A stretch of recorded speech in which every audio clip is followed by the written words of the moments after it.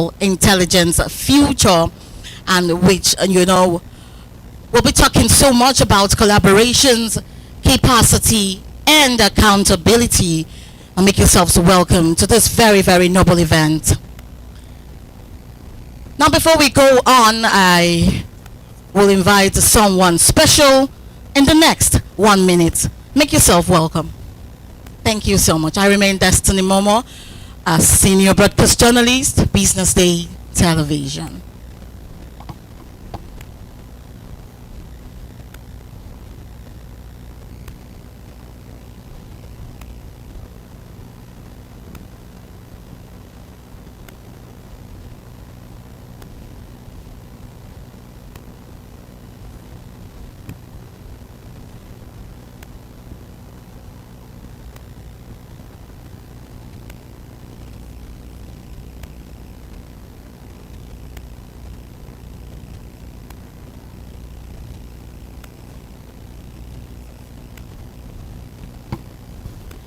You're still at the Artificial Intelligence Business Day Summit by the Business Day Foundation 2025. I think we should just give a little intro about what we are here for today. Now, we all know that artificial intelligence is imagined as a transformative force in Nigeria's digital transition, and this, we all know, is offering new pathways. If you ask me, it is actually opening new pathways, and then so much is going to be done today, and we're going to learn so much. I just want to assure you that you're not leaving here the way you came. Trust me, in the same knowledge you have about artificial intelligence. And now, without much ado, we want to make welcome the publisher, Business Day Media Limited.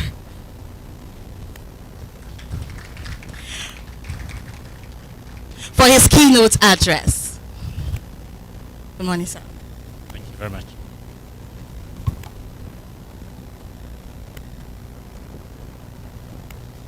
Morning, ladies and gentlemen. I'm not delivering a keynote address. For those who know me, you know that I don't have that competence to do that. My business this morning is to welcome you in a more formal way than has been the case since we came here this morning. So good morning, distinguished guests, ladies and gentlemen. Good morning, colleagues, innovators, policymakers, and friends who have found time to join us today as we talk about the future of AI in Nigeria. It's both an honor and indeed a responsibility to welcome you to this first Business Day AI Summit that is being organized by Business Day Foundation.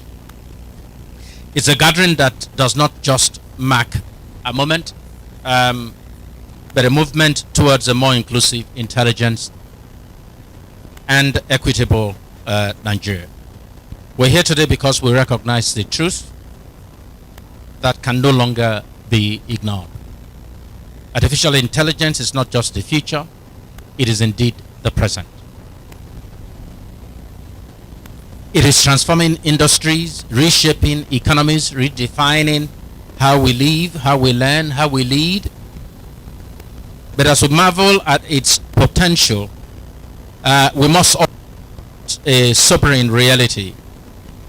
Over 60 million Nigerians remain offline. That's more than the entire population of Ghana and Rwanda combined. Disconnected from the digital tools that drive education, care, and indeed other spheres. This AI Summit is business response. It is a declaration that digital exclusion is not acceptable. That access to technology should not be a luxury. It should be indeed a right. every Nigerian has a right to progress in life. We all as a country participate in the global AI revolution. We must also seek ways to be at the forefront. AI is not just about machines. It is about human intelligence. It's about using data to predict disease before it strikes, helping a child in Kano to learn math adaptively, enabling farmers in Benue to optimize yields with satellite imagery, giving voice to and visibility to the invisible. But AI also raises profound questions. Who gets to build it? Who gets to benefit from it?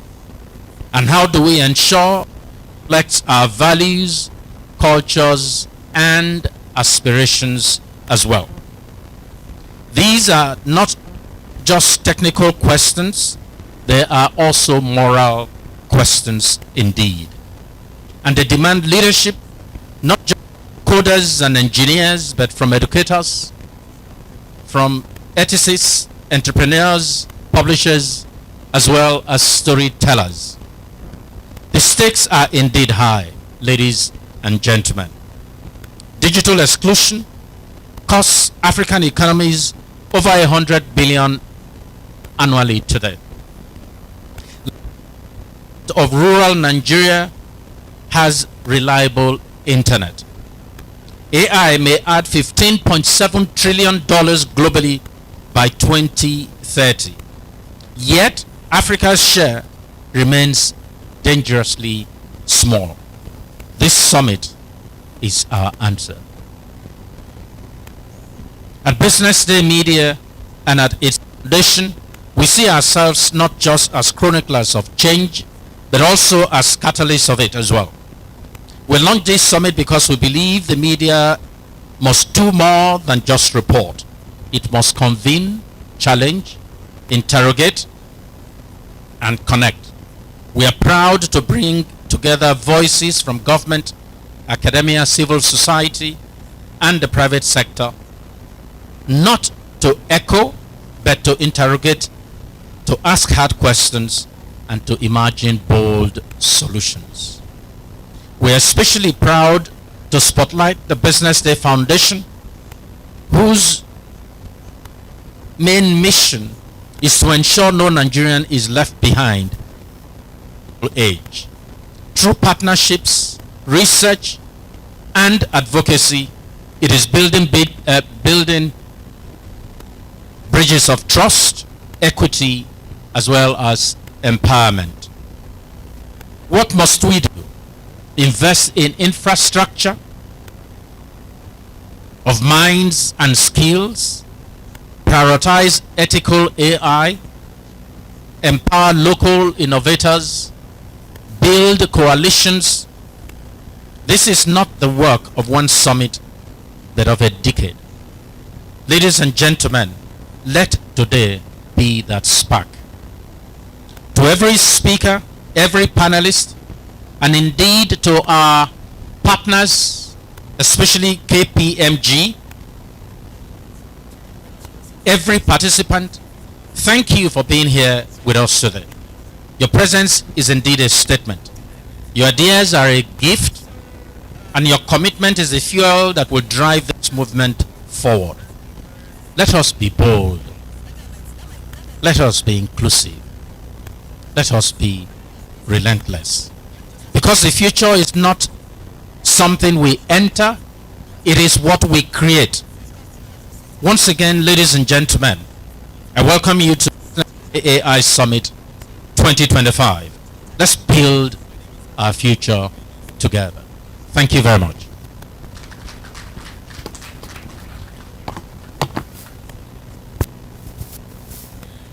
Thank you so much, sir. Crave your indulgence, and I beg your pardon that Mr. Frank Ibogun, publisher, Business Day Media Limited, just gave a welcome address. As again, it's a keynote address I mentioned earlier. Please, a round of applause for our publisher. Awesome, awesome. We're still in for a very awesome day today. We all know that artificial intelligence is actually taking over, and for that reason, we are all here to gain so much. And now, without wasting more time, I want to make a welcome for the keynote address, Ladi Asuni, partner KPMG, Nigeria. Please, you're welcome to give a keynote address.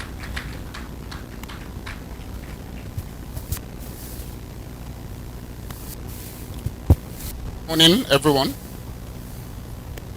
And I'd like to just say a big thank you to the Business Day Foundation for setting up this event at this time. It's a very topical issue. It's part of the things that we deal with as we engage our clients every day. Today, I'm here to speak on the subject of innovation, governance, and inclusive partnerships to really scale responsible AI adoption. It's no news, as we've all said, and from the welcome speech, that the reality of the modern day is that AI has become, or is fast becoming, something that we use on a day-to-day. It has been embedded into a lot of things we do. The way we search, the way we create, the way we produce, the way people develop programs. AI is really going far and beyond in really changing the way we operate. And whilst my topic has a skew towards financial services, I'm going to, as much as possible, in the interest of the audience, try to expand to really look at it at a broader scale. Now, while we talk about AI being on the horizon, I think it's important to really try to bring it home to saying, with all the possibilities that come with how AI is reshaping our lives, the question that really comes to mind is, what then happens if you are able to scale innovation without carrying everybody along? What's the impact of that? Or how do you innovate at scale without really having any guardrails around governance, around inclusion, or without trust? Because as things become more pervasive, and as the benefits are also increasing, there's also the issue of the risk. And I'm going to talk about a few examples. Imagine a situation where, important decisions are being driven by AI, but a significant part of the minority, we say minority more based on representation, but in the reality of Nigeria, it's actually going to be the majority, as I said, more than 60% of the population, which is significant, but deemed the minority, are not carried along on this journey. Then the risk in such a situation is that we are building AI systems, or we are building a future that neglects a significant part of our population. And that's where the topic of today really lies.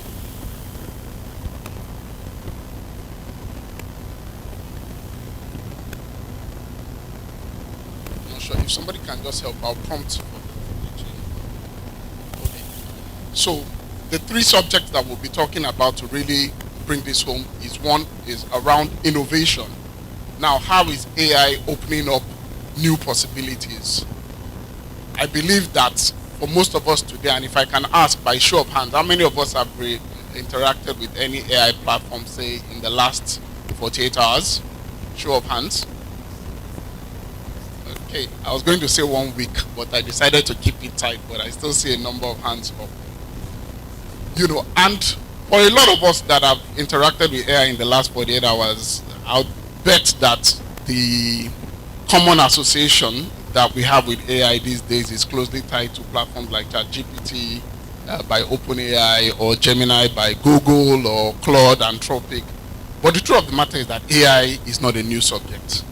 As a matter of fact, the earliest publications around AI actually go as far back as the 1950s.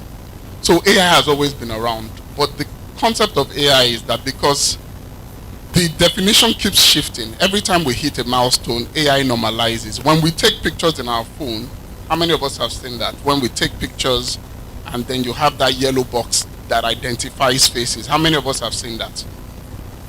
Do we all know that that is AI at work?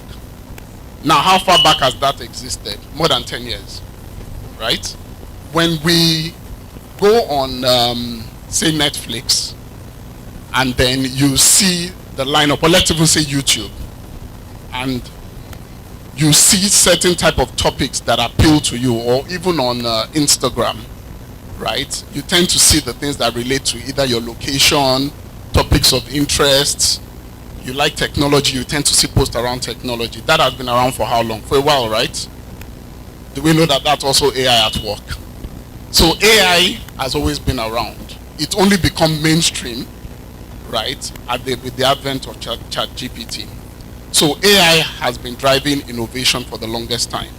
But because it's now become so democratized, it's now really in the hands of people, and people for the first time can relate AI directly to their personal productivity. So that's what's really making AI a subject quite pervasive today.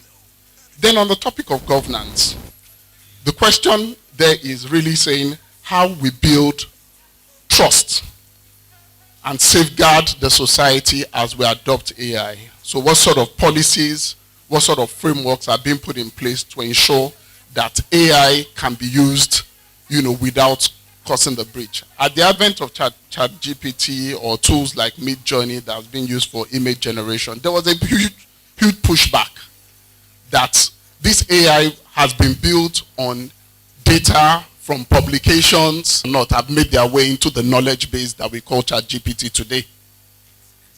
Right? Publishers around the world raised a lot of concerns around saying, hey, this is my intellectual property.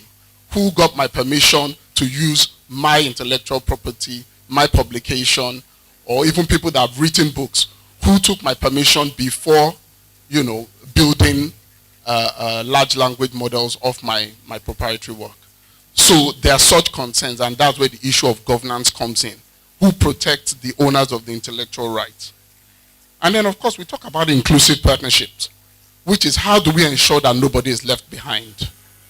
In the welcome speech, I think that was the resonating point, is that how do we ensure that nobody is left behind? Because the truth of the matter is that where we are building AI, we are building sophisticated data models that are prevalently built off of data from Western worlds, built on different markets that have a different reality from Nigeria. Then can we really say that the AI in the hands of all of us today has been built with the African or the Nigerian context? Can we say that? So inclusive partnerships. On my next slide, we delve a bit deeper into how AI is shaping innovation. And again, like I said, most of the examples, because of my own sectoral bias, will tend to come from the financial services. Across the world, we are seeing AI innovation in financial services in different formats. For instance, we're seeing AI being embedded into payments, right? And fraud detection. I don't know how many of us have interacted with bank systems where, you make a transaction, and then because the pattern is outside of your normal behavior, or it's outside of the expectations, there's a flag.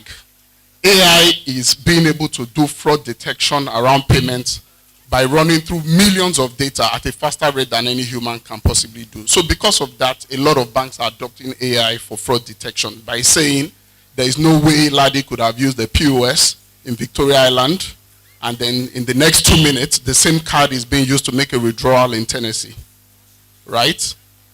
That data correlation that says, hey, hold on, something's going on here, and then quickly blocking that card, for somebody to check in, for a human to call and say, hey, Mr. Larry, we've noticed some out of normal behavior. What's going on? And then you can clarify to either say, hey, that's not me, block the card. So it's allowing financial intermediation and preventing losses for banks. Also in the space of credit assessment, we've also seen innovation whereby today your bank may say that I can't give loan to person ABC because they haven't maintained the banking relationship for 10 years. Therefore, I have no clue how this person will behave responsibly if we give them a loan. But with AI, we are seeing sort of collaborations with the telcos, saying that, hey, but this person that is financially excluded or that is selling in somewhere in Kaduna or in Aba has been topping up her phone, has been buying airtime, and has been using this line for the last 10 years. This person has been behaving in a way that we can correlate and make a financial determination on our creditworthiness. Again, AI is enabling such broader ways of doing those type of analysis. Also in the space of customer experience, and I'm going to just pause to say, how many of us have actually dealt with the frustration of calling the contact center and being told you are number 10 on the queue? We can relate with that. All the while your credit is burning if it's not a toll-free line. So we're beginning to see AI use cases where financial services, and not just financial services, different industries, are able to put an AI agent that can service customers on a 24-hour basis, can interact with you in a near or human-like way, sometimes voice, sometimes text. That's all AI in action. So AI is really powering all sorts of innovation across different industries. A quick case study on the next slide talks about how MTN partnered with TransUnion in South Africa around the sort of use case that I said, using alternative data for credit scoring. And by doing this, TransUnion's been able to extend credit to more than 30%, of the customer base they would have typically granted credit to. And this is not just, or these are not examples that are far out. A few years back, we worked with a Nigerian bank that also deployed a similar model where they were able to collaborate with a fintech that had sophisticated AI-driven algorithms that is able to grant loan to the bottom of the pyramid using alternative scoring methods from their social media data, from their phone usage pattern, and they were able to give credit to a demography that the bank wouldn't in 10 years have considered as their target market. It opened up new possibilities. It opened up new access to finance for that particular group. So increasingly, as we look at all of this, you see that, AI is definitely driving innovation across different spheres. Now, as we look at that use case on the next slide, you'd see some themes around how AI has been able to enable some of these things. Like I said, AI being used to determine the loan credit, users are able to get access to financial services in a way that they couldn't have. And of course, as this has happened, and we saw that in Nigeria too in the lending space, there's also been concerns around how this data is used. The case of, I don't want to mention certain brands, where the data that is used in such scenario is then used to reach out to your contact, your phone contact to follow up on credit. And also there are cases of data privacy, there are cases of, infringement on personal rights that also come with the adoption of AI. So we will not be telling the complete truth if we come here and paint all rosy pictures around AI adoption. So indeed, AI comes with benefits, but it also comes with perils. And that's where the subject of governance, comes to the fore. Going past this case study conversation, then we're talking about governance. And like I said, what happens when data or AI that is trained on biased algorithms inadvertently takes or makes decisions that don't represent the reality of the market. I talked about building large language models off of predominantly Western data and trying to use that in a Nigerian context. Or in a scenario where, say, an airport has deployed an AI-driven scanner or AI-enabled scanner to identify suspicious-looking passengers. But for some reason, only the black people get picked out as suspicious persons. Now, has that data or that model been fair to everybody? In selecting or passing that every person of a particular racial class is likely to be a criminal, that model has inadvertently been skewed or has created biased outcomes that don't represent. So how do we build algorithms that represent a broader coverage and not just something that paints, a certain ethnic category as being pure, while others are being considered, of a higher criminal tendency. What happens when a customer, just using the credit scenario, what happens when a customer is rejected a loan where an AI model has been used to make the decision, but not told why? You are not being told that you are not being given this loan because of certain things. Or in a market where it is pervasive that men are the ones that run businesses, then the AI unfairly denies access to women, in such a scenario. Is that an inclusive scenario? Or what happens to the rural populations that have lower end devices that don't provide as much data points for some of these AI-driven algorithms to also fairly assess their own state of financial worthiness, as the case may be? So it's not theoretical. There's a case of a US bank that actually got sued for denying a particular demography access to credit on the basis of some of these racial stereotyping. So it's the reality. Now we move on to what sort of strategies have been adopted to drive a culture of innovation. And here we are also borrowing from some of the themes identified in Nigeria's national AI strategy, where we are talking about the need for us as a nation to establish deep tech AI accelerators that also take into cognizance building data for our own local use of AI. We are also looking at building centers of excellence to nurture talent and also train people on the ethical practices around AI, building AI and adopting AI. And also national AI conferences to share knowledge, such as what Business Day is doing here today. How many here believe that Nigeria can be a hub for AI innovation in Africa? We have the talent. There are different initiatives. The minister, the honorable minister for telecommunications has come up with the 3 million tech talent initiative, which is aimed at building up to 3 million technical talent, inclusive of capabilities and skills in AI, which I believe represents about 25 to 30% of the target of that 3 million. So Nigeria more than ever is uniquely positioned to drive or change the narrative around building AI for our own local context. Now moving on to the next slide, we then talk about what then are the guardrails that need to be put in place in order to build responsible AI. First is the need for ethical guardrails. AI must reflect, or AI for use in Nigeria must reflect our Nigerian values and not just efficiency. We have to look at responsible use, building AI that prevents harmful applications. Safety and security standards, defending against adversarial attacks. Now, while AI is creating a lot of opportunities for change and driving efficiency, we're also seeing AI being used to perpetuate fraud.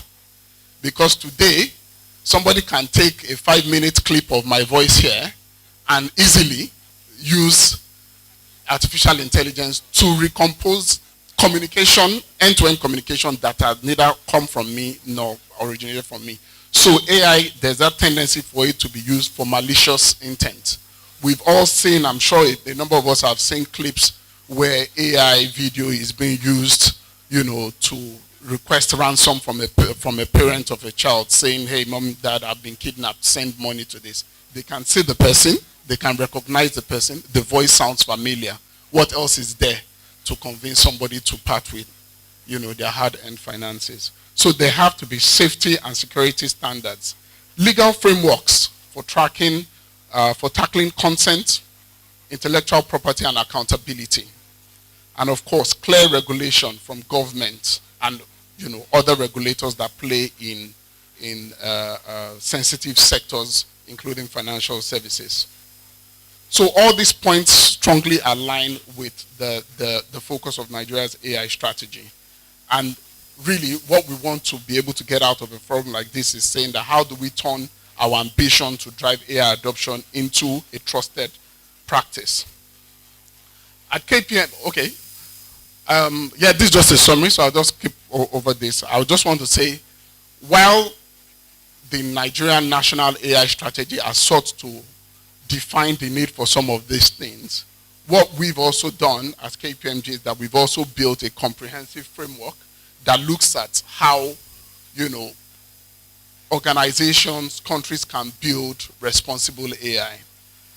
And here we identified a number of principles that AI has to incorporate, or any solution being built with AI has to incorporate in order for it to have embedded governance, fairness to all parties. And these are just a few examples, right? What we've said here is that one, AI has to be fair. In a number of examples I've talked about today is really saying, how do we build an AI, or how do we build AI systems that capture the majority and that capture better representation of different parties in the ecosystem. Also, we've also tried to build in, as part of our 10 pillars, data privacy consent, the need for transparency. When AI tools make certain decisions, there has to be sufficient transparency around how we arrived at this outcome, and it has to be something that is auditable. If your bank or if any service provider is building AI-based services, we should be able to call, in a case of litigation, in a case of dispute, we should be able to call to question how was this decision arrived at. We also talk about accountability, which is saying that you don't leave a machine to do end-to-end decisioning. The man in the middle, the concept of the man in the middle. Is there somebody that is periodically checking the outcomes of these AI models to be sure that the outcomes are fair to everyone, the outcomes are devoid of biases, and where there are any such learnings, action can be taken. In a very recent news, again, I don't know how many of us caught that, where a family is suing OpenAI around the suicide by their child off of an interaction with ChatGPT. Now, what sort of flags, what sort of mitigants were put in to ensure that such conversations can be quickly picked up and dealt with before getting to such an extreme state? So all these together are the sort of things that we believe at KPMG that organizations building AI need to take into consideration and build responsibly. Time is up, and I'm just going to, this is my last slide, which is really just talking about the need for inclusive partnerships when we build AI models. The different stakeholders that should be part of the conversation really need to be carried along. We're talking about the government and regulators, technology and data partnerships and alliances to ensure that our data is also represented in the AI models for our markets. Academia and research, our universities, how are we updating our curriculum to ensure that the relevant skills around AI is being built. Cross-industry ecosystem partnerships, again, what BusinessDay is doing today, I believe, is part of what we need to see more of to ensure that the AI discourse is not happening in siloed context. And of course, the consumers, the consumer and civil societies that are also able to represent the voice of the minority. I think I would like to close at this point. Thank you for your audience. Thank you so much. I think we should give another round of applause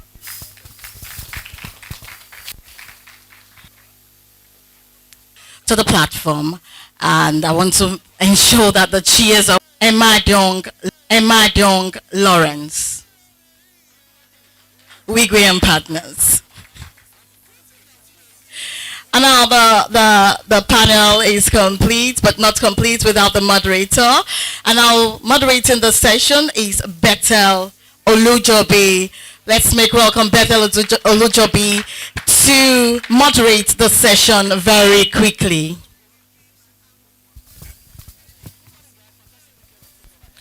And then I want you to know also that Bethel... Of course, in governance, we discuss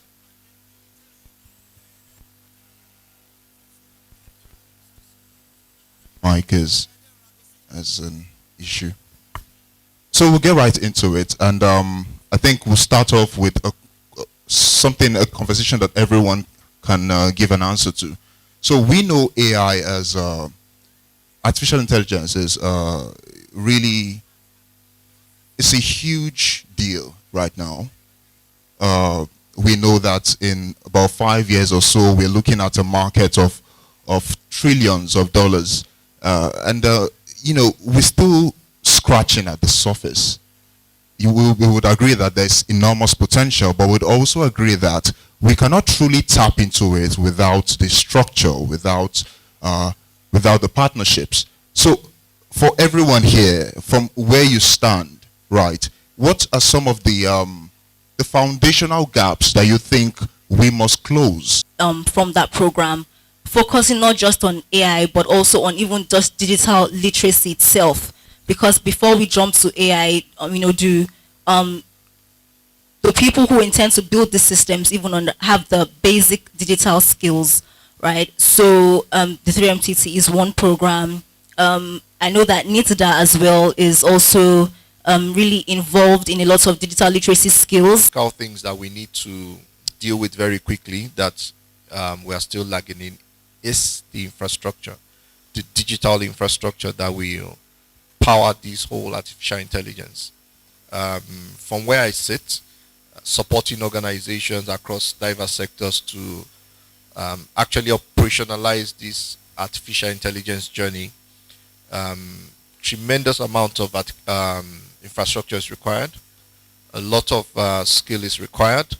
Yes, we're on slightly on track there, but I would say the infrastructure is one area that we need to get right.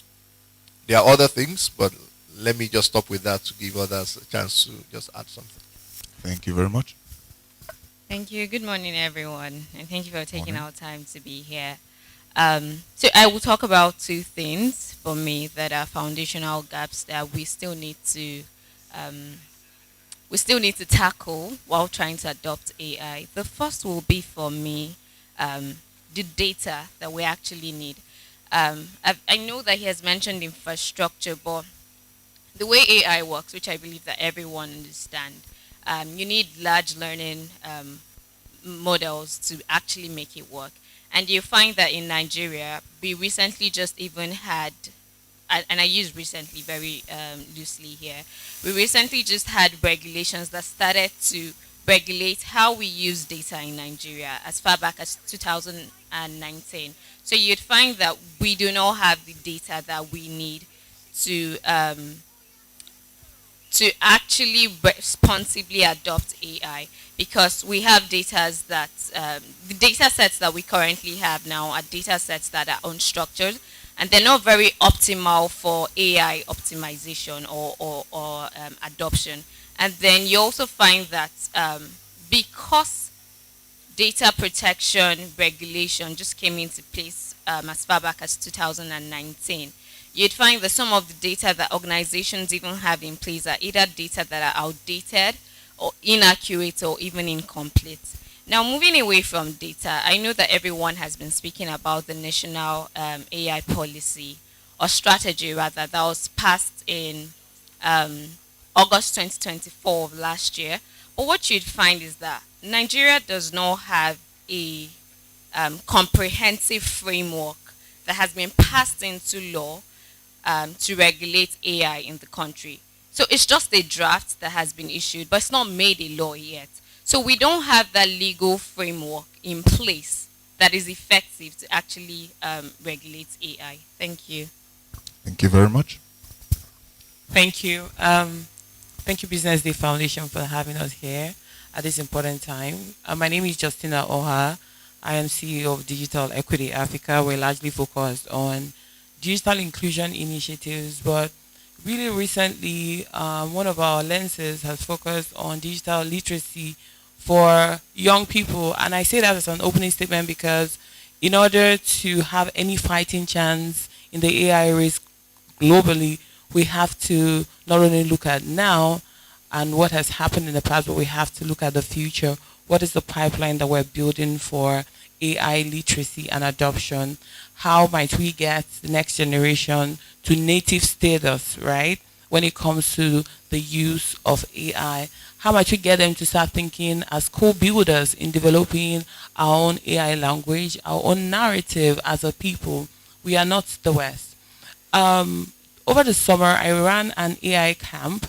I partnered with UNESCO and Oracle Academy, and it was interesting 2 weeks. We had kids ages 6 to 17 for 2 weeks, learning about AI, learning about digital footprints, about cybersecurity, learning how to use tools. It was mind-blowing what they were able to present on the demo day just after 2 weeks.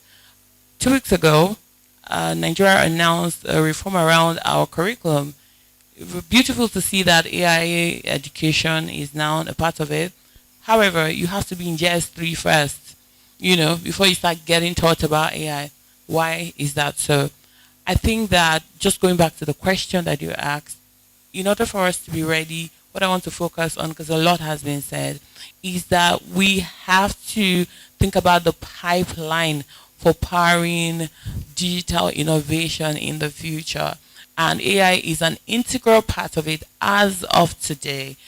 Other countries like the US, UAE have made it compulsory as part of foundational learning. Why are we waiting until our kids are teenagers? Let's all make sense of it. Thank you. I'll leave it at that for now. Thanks. Thank you very much. Good morning, everyone. Morning. We are sounding like we are powered by AI. Good morning, everyone. Good morning. All right, so my name is Charles M.M. Bolu.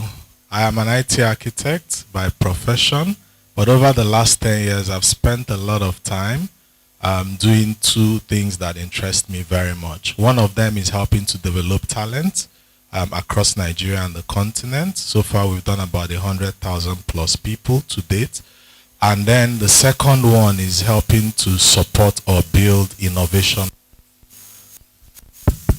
or what we call innovation and technology hubs across the country. So the conversation today is very relevant to these two areas that are key. The first one, IT, core IT, enterprise IT, big tech, will always find its level because most times there's enough resources. So the typical commercial banks, the big organizations, the big schools, maybe mostly not in Nigeria though, will typically deploy enough technology funding to buy what they need. But when you talk about it from a national point of view, there's a problem. And I don't want to sit here and make it sound all rosy. When we say all of us use AI, it sounds right. But there's a critical thing to point out around AI and what it portends. There's a sovereign risk and a sovereign opportunity that AI presents. So if we don't bring that to the very fore, then we may not even understand the why of what or why we must act. If I have a friend somewhere in this Lagos, US trained, and one day I was having a deep conversation, and he's into the creative sectors where he's a technology expert. And he had a project where he built a small tent, put local musicians from his native community somewhere in Edo to capture sounds or notes that don't exist digitally. Somebody talked about data. So it means that if you want to synthesize music today, if you're a musician, it seems like you're in the creative sectors, right? But you are actually tech and everything all together. AI then makes it even blurs every lines possible. So for this guy, if you don't capture the data and put it in, no matter what you try to build out of AI and music tomorrow, it cannot give what is not there. And this is how it permeates every single sector. If I don't know what happens in Ogbomosho versus in Zamfara, then AI will always give me only on the basis of what it has. I think our keynote speaker addressed a lot of that. Now that said, and continue from where most of the panelists have also said or spoken on, you find out that there is the need for the federal government of Nigeria, for institutions that operate in this country and are of this country's origin, to deliberately put resources towards the development of artificial intelligence, which means that we need the talent, we need the infrastructure, we need the policy. Is what I have seen interacting across different divides, locally and internationally, corporate or non-corporate development circles is that it seems we are waiting for somebody, maybe the third coming of Christ, to come and solve our problems. We do not have any national budget for a strategic initiative like artificial intelligence. We cannot depend, sorry if you're from development sectors here, we cannot depend on international development funding to solve it. And it's not one of those things where we say, money, you can't talk about money, just keep doing what you can do. Enough of that, it's not going to work. So every day when I move and interact, one of the things that I bear in mind is, wow, this is a wonderful opportunity for us to finally leapfrog, because we are, I think, the biggest black nation on earth, right? And there's that sovereignty of race, or race, and then there's that sovereignty of Nigeria, which is something to deal with. Call it food, we saw Hilda Bassi last week. Music, we know Afrobeat. Movies, we know Nollywood. Tech, we are making waves. Fintech, Africa dominated, moving out into the across the world. All of those sectors are unified by the way they will be affected and impacted by AI. For us to make the most of it as a country, we must invest, put our money where our mouth is, move paper to action. So it's not enough to sign some nice documents, have a lot of pictures, announce policies and strategies. We also need to act. Thank you very much. Round of applause for the panelists. Very interesting observations and insights so far. We'll come back to you, Mai Deong. So you talked about training, yes, which is very important. But I would note something. The AI thrives on data. The more we engage with it, the more it learns from us. And many Nigerians don't control their data. So how do we, from a legal and regulatory perspective, how do we ensure that what we are getting ourselves into is creates a regulatory framework that not only enables but protects our communities from exploitation as raw material for AI systems?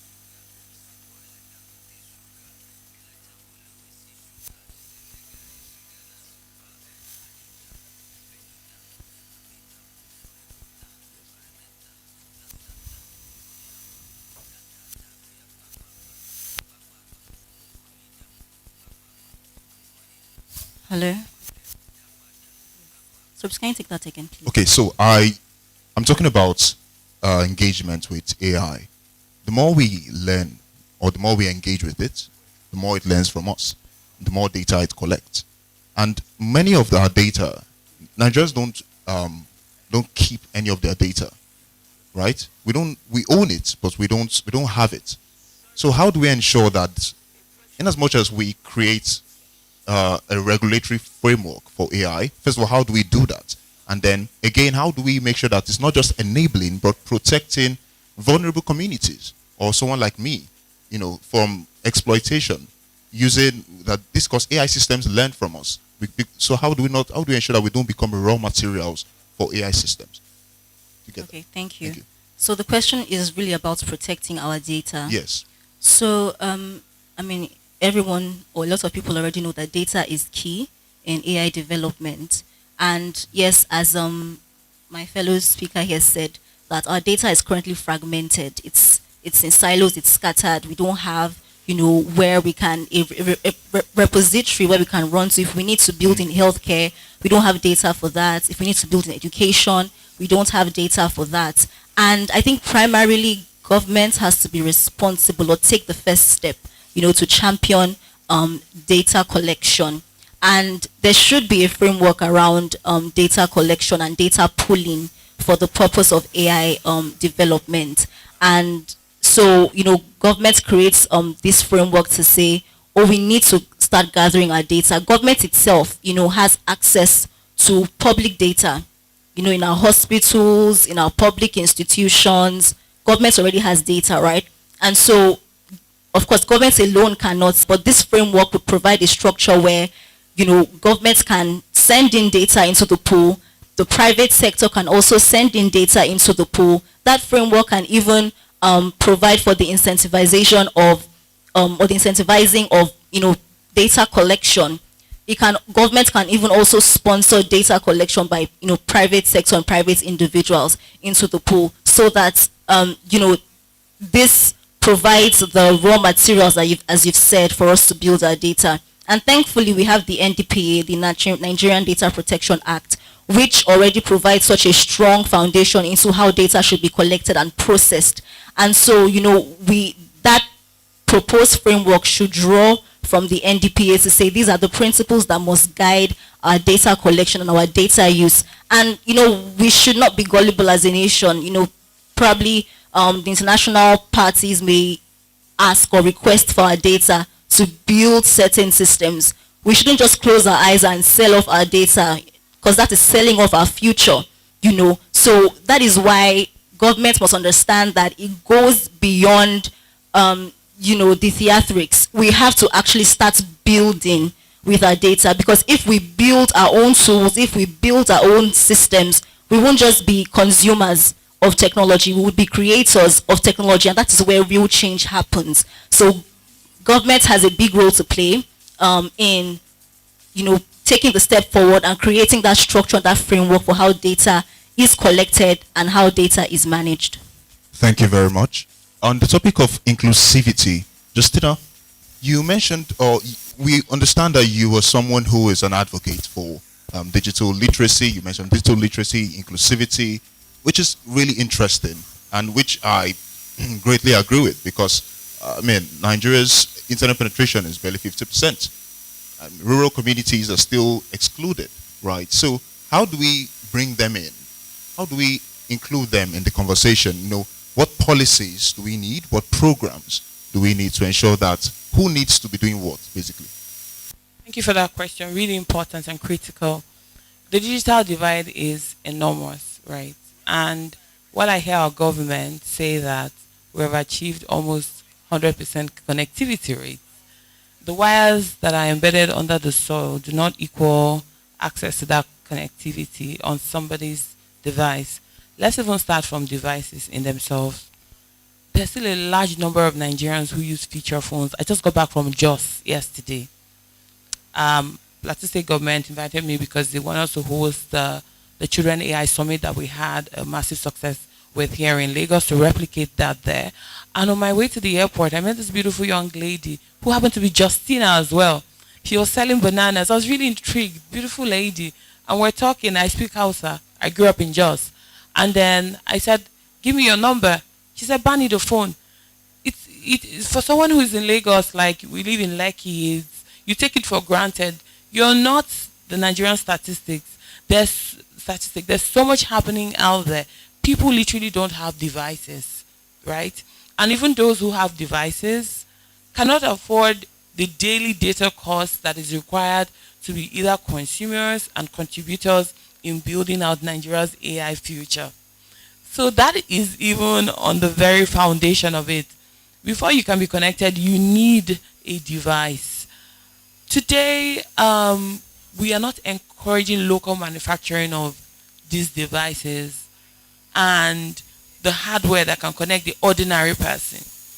If you buy a Xiaomi phone from China, it will have a lot of Chinese encryptions in them. There are apps you would never use.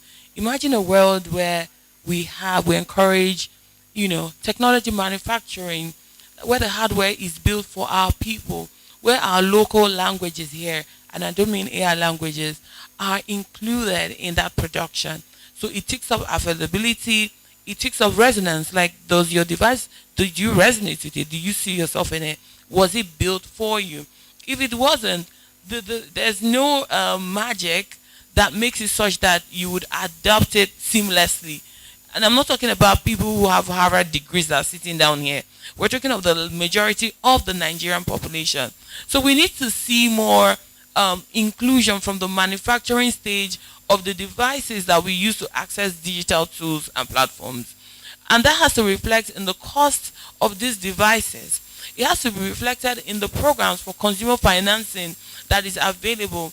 There's a lot of unstructured lending that happens. How can we aggregate those silos in a way that benefits the ordinary street hawker, right? So that they have access to digital devices. Telco is not cheap to execute. Internet problem is global, right? It can never be free. If it would have been free, UN and everybody else would have solved it. My brother here, we've worked closely with development. I used to lead the country, the technology hub at the British High Commission. So I know that there's no funding anywhere that will solve the internet problems in this one. Internet will forever remain expensive. But that brings opportunity, if you ask me. How might we create an alternate connectivity? Listen, innovation is really thinking about where you are and what moves the eye of the needle. It's not about adopting global standards and things that work in other places. If that were the case, M-Pesa, which is one of the most successful fintech products, would not exist today. Kenya had to think within the framework of Kenya and its realities. So I've spoken about devices, I've spoken about production, I've spoken about internet access, I've spoken about alternative connectivity. It is possible. We need people in research labs, people in labs such as under my brother here, Charles, cracking their heads day and night on how to create some type of specialized access that fits Africa and the rest of the global south, because the gap would remain there if we do nothing.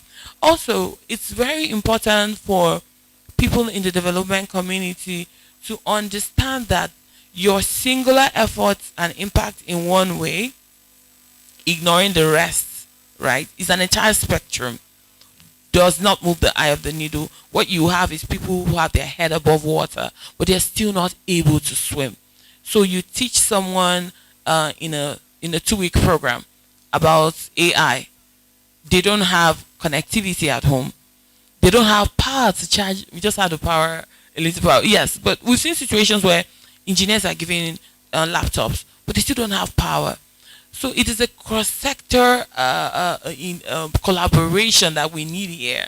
What is clean energy doing? We have excess energy coming from our skies, right? How are we harnessing that to power the little devices that are now affordable but cannot be charged, right? How the literacy programs also taking into consideration the lack of homogeneity that we have.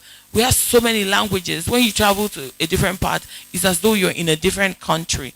But the learning has to be adapted to each region as well, so that there will be true inclusion, feed them and all of that. And one of the kids that attended from somewhere down Ikorodu, she went through the workshop and she answered a question right. And she won a Samsung tab, right? I presented it to her. Her mom came very excited, thank you, ma. And when I looked at her, I knew I had to say something. I said, madam, you won't sell this tab. She looked at me. Yes, because, we're talking about AI. Some people haven't eaten. Do you see what I mean? So unfortunately, these social factors also contribute. I beg her and I say, whenever I'm doing any program for kids, I will call your daughter. She will be a part of it. And I kept in touch. Fast forward to when I partnered UNESCO and Oracle to do a summer camp. I called this woman. She tells me, no, she can't close her shop for 2 weeks to bring her child every day. That is her reality. We then have to intervene to say, how much would you make in 2 weeks? We will give it to you. We really want her to use that tab that she won at the event to learn. Day one, they come 3 hours late because it took them over 4 hours to commute. We started to solve different problems, including that her mom would wait 4 hours downstairs during the learning and take her all the way back. So it wasn't enough that we're giving her transport allowance and paying what she was losing time. She would sit down for 4 hours waiting for her daughter. We had to make her mother a minder. Do you see how complicated it is sometimes? It's not as easy as saying, come and learn AI. This woman became a part of our workforce at the summer camp. And on the demo day, I was so thrilled. I mean, I was happy for every child there. But to see Kalila come on stage and speak about a website she built using AI, it was one of the best moments of my career so far. Thank you. Thank you very much. Thank you. Tumi, I want to come to you now. On the topic of operational efficiency, we just heard from her about regional solutions to regional problems. Many companies are being sold AI as a silver bullet, as the answer to all the problems, right? what would a realistic AI roadmap look like to you in terms of adoption for Nigerian businesses? Okay. All right. Thank you for that question. Now, it's been established here that there is no artificial intelligence without data, right? And to stretch it further, there is no secure artificial intelligence without secure data, right? So typically, for enterprises that want to scale the adoption of artificial intelligence, they need to start thinking across different layers, right? One of the first layers would be, how do you collect that data? What kind of data sources do you have? Where is the data stored, right? How do I pull these different data sources together? How do I feed it into, and then also use it to train the different large language models, which ultimately that's what we are calling artificial intelligence for the most part, right? How do I pass that data, in essence, to the artificial intelligence, if I'm just use the umbrella word, right? And when I'm done, and I'll still go back to it to break it down layer by layer. When I'm done with that, piping the data to the system, to the artificial intelligence in this case, right? We now need to start thinking about other things. How do I monitor what it's doing, right? Ladi talked us through KPMG's trusted AI framework, right? Which in essence says, before you build any artificial intelligence system, there are some things to keep at the top of the mind, right? And there are 10 things. One, how do you make it fair? How do I audit it to ensure that it did exactly what it was meant to do, right? How do I audit it to say this it took to arrive at this particular recommendation, right? So all those things. So to now take it back, for you to adopt, what would roadmap typically be like? First things first, every organization, even our nation, we need to sort out the policies, like everybody has rightly mentioned. We need to sort out the workforce, right? She has also mentioned it. Getting that workforce can be very tricky, though, as she has established, right? Now, I would say those are the soft side.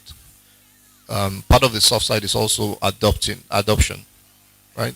Adoption can also be very tricky. Some people will say, you want this artificial intelligence to take over my job, right? Those are concerns we see every day. So those are the soft side. Now for the core tech side, data storage will be one of the first things you need to sort out. Data engineering and how data is piped, one of the other layers that needs to be handled properly. And then when I start talking about the models themselves, right? What kind of model? What kind of use cases do we want to build, right? A lot of thinking needs to go into that also. And if I'll just branch a little to the subject of inclusivity. Okay, so maybe we can just okay it up a little because we don't have much okay time. Yes. Apologies, I will project my voice. So to just touch slightly on the subject of inclusivity and bring everything together, as we are talking about the technology system that is required, we need to start thinking about it in the sense of, how do we scale this technology, right? How do we deliver it at scale? So data storage is done well. The engineering of that data is done well. We crunch it properly. She talked about data being unstructured. We need to get the data in the right format that we can use for training. How we secure that data is also quite important. We have data protection laws, quite all right. But then the question is, how do you do it dynamically, right?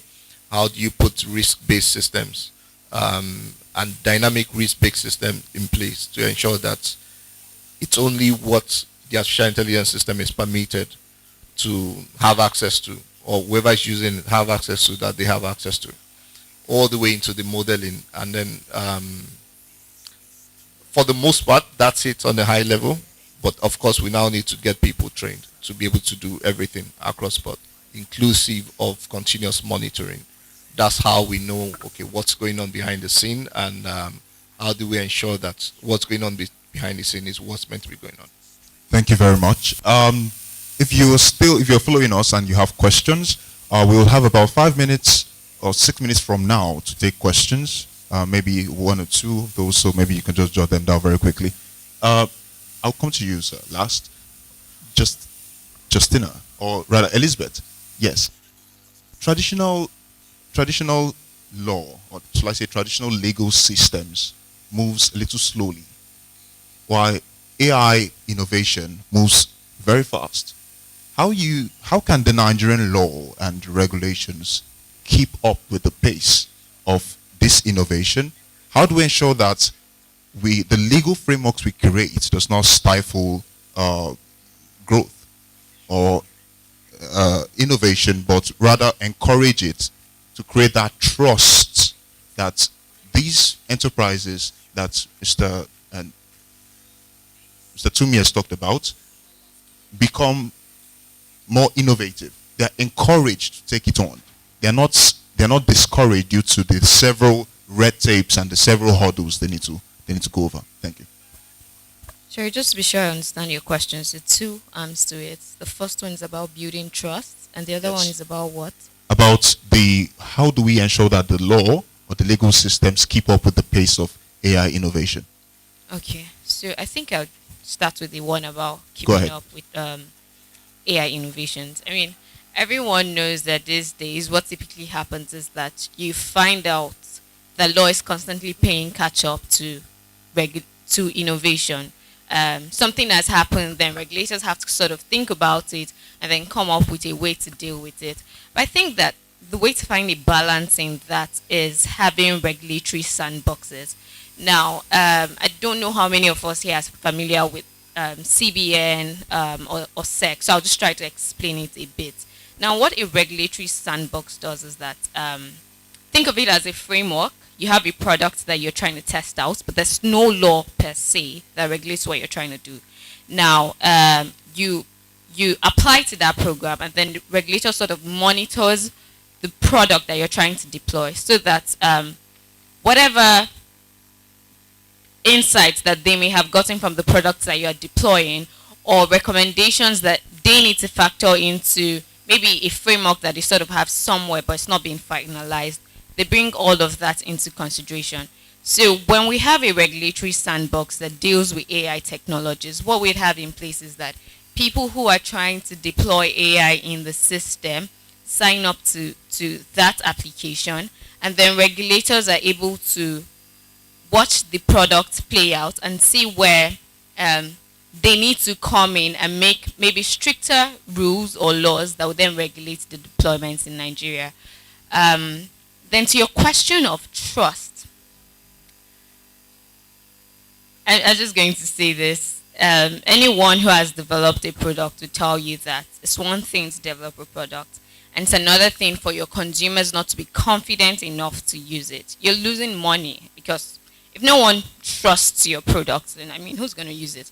So one of the things that you want to do is, at the core of developing your product, we've skated around this in the day, talked about it a lot. We need to develop AI products and technologies in a way that addresses Nigerian context and nuances. I think Justina had also mentioned that some of the LLM that we find have been trained based off of non-African data and English language. But how do we bring it home where we have Nigeria as a multilingual country? Now, you want to train it with data that is very specific to Nigerian context. You don't want to train it with data that doesn't suit you, because if you don't train it with data that is not peculiar to your situation, you're having cases where biases will arise and people are not even able to use your product. Then in also driving trust, it goes without saying that you need to have situations where there's transparency between multi-stakeholders involved. So I know that Mr. Ladi, while he was speaking about inclusion in the fintech sector, he had mentioned that part of the key participants would include people around the academia, researchers, hubs, and all of that. Now, you want to have a channel where, if you're thinking about creating a law, maybe you want to create a committee, which I think is what NIDA and other regulators typically do. They draft a regulation. It's called an exposure draft. They send it out open to the public. People send back comments. Whether or not they really implement those comments is a conversation for another day. But just showing transparency and ensuring that there is accountability and a mechanism for feedback, so that whatever is being deployed and people are able to say, oh, this product is not this product is not tackling my problem. You take that feedback and then you implement it. And I think the last thing I want to say about trust is the ethical considerations that arises from the use of AI. We need to actually have maybe codes of conduct or even ethical guidelines and regulations that just deals with how people can responsibly deploy AI. The only way to do that is if we don't have a law in place, which is currently what's happening. When people sign up to your regulatory sandboxes, you're able to sort of envisage from what has happened or what is being monitored, what kind of regulations you can then put in place. Thank you very much. And finally, Mr. Charles, you are someone we can consider an active player on the front lines of innovation. You've engaged with these hubs. You oversee over 220 of them. Where are some of them beginning to get it right? And where can we help? Okay, thank you very much. I think it's a case of first shall be the last. I think. Okay, so when we talk about the innovation hubs, where they are beginning to get it right, there's a lot of self. I think when I spoke earlier, I said this is not one of those things we can fluke our way to success. It's very deliberate. A few weeks ago, or several weeks ago, we saw the talent war that went on in California with some of the top tech companies and the amount they were doling out, just to acquire the right talent. People developed those people, those talents. They had access to resources that made it possible for them to be sought after in that way and form. I think that from the innovation hubs, from the aspect of the innovation hubs and what they've done right, is more around the awareness that is created. The 228 innovation hubs under Innovation Support Network is spread across 31 states of Nigeria. So it's not an urban thing. It's not a big city thing. They are doing this in various ways within different communities and getting a lot of people interested. The thing or the things that they can do better are legion, as they say, or that can be used to support the work that they do. One of the very first ones is infrastructure. Sometimes ask yourself this question. When you say, I am a senior developer, and they ask you what stacks, and you start reeling out things like Python, Java, and so on and so forth. Let me break it down. You are, to a certain extent, a bricklayer. Remember that somebody somewhere designed the language that you are having to learn how to use. It means that you are at the second level or stage of development of that technology stack. Let me repeat. If you say that you are a very perfect mason or bricklayer, somebody designed blocks and that method of building. AI presents us an opportunity to develop almost at the first stack. Somebody talked about languages here. AI is language agnostic.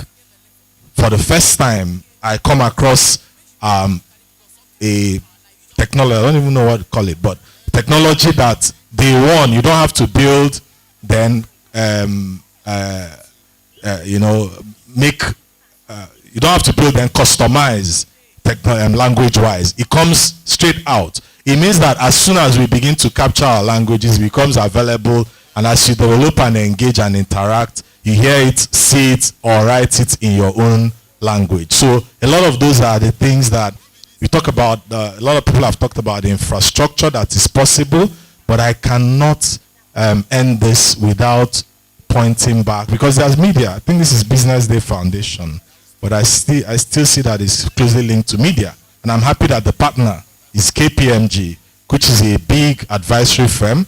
And here I'm looking directly at my good friend here, who is from the academia. Our research, they call the media the fourth estate of the realm. And then we have the advisory that advises us all, from our money to our technology, our implementation, our people, processes, and so on. It is critical that the government of Nigeria declares AI as a national strategic initiative for development. I think that in our times, in my adulthood, it is the next best thing that enables us to leapfrog from a talent point of view, from a resources point of view, from a cultural point of view, and from a people and behavioral point of view. Thank you very much. Thank you very much. A round of applause to the wonderful panel. It's really been a very interesting time of conversation. Unfortunately, we can't take any more, but I think, can we take one question? Okay, let's take one question. Can we get him the mic so he can ask his question?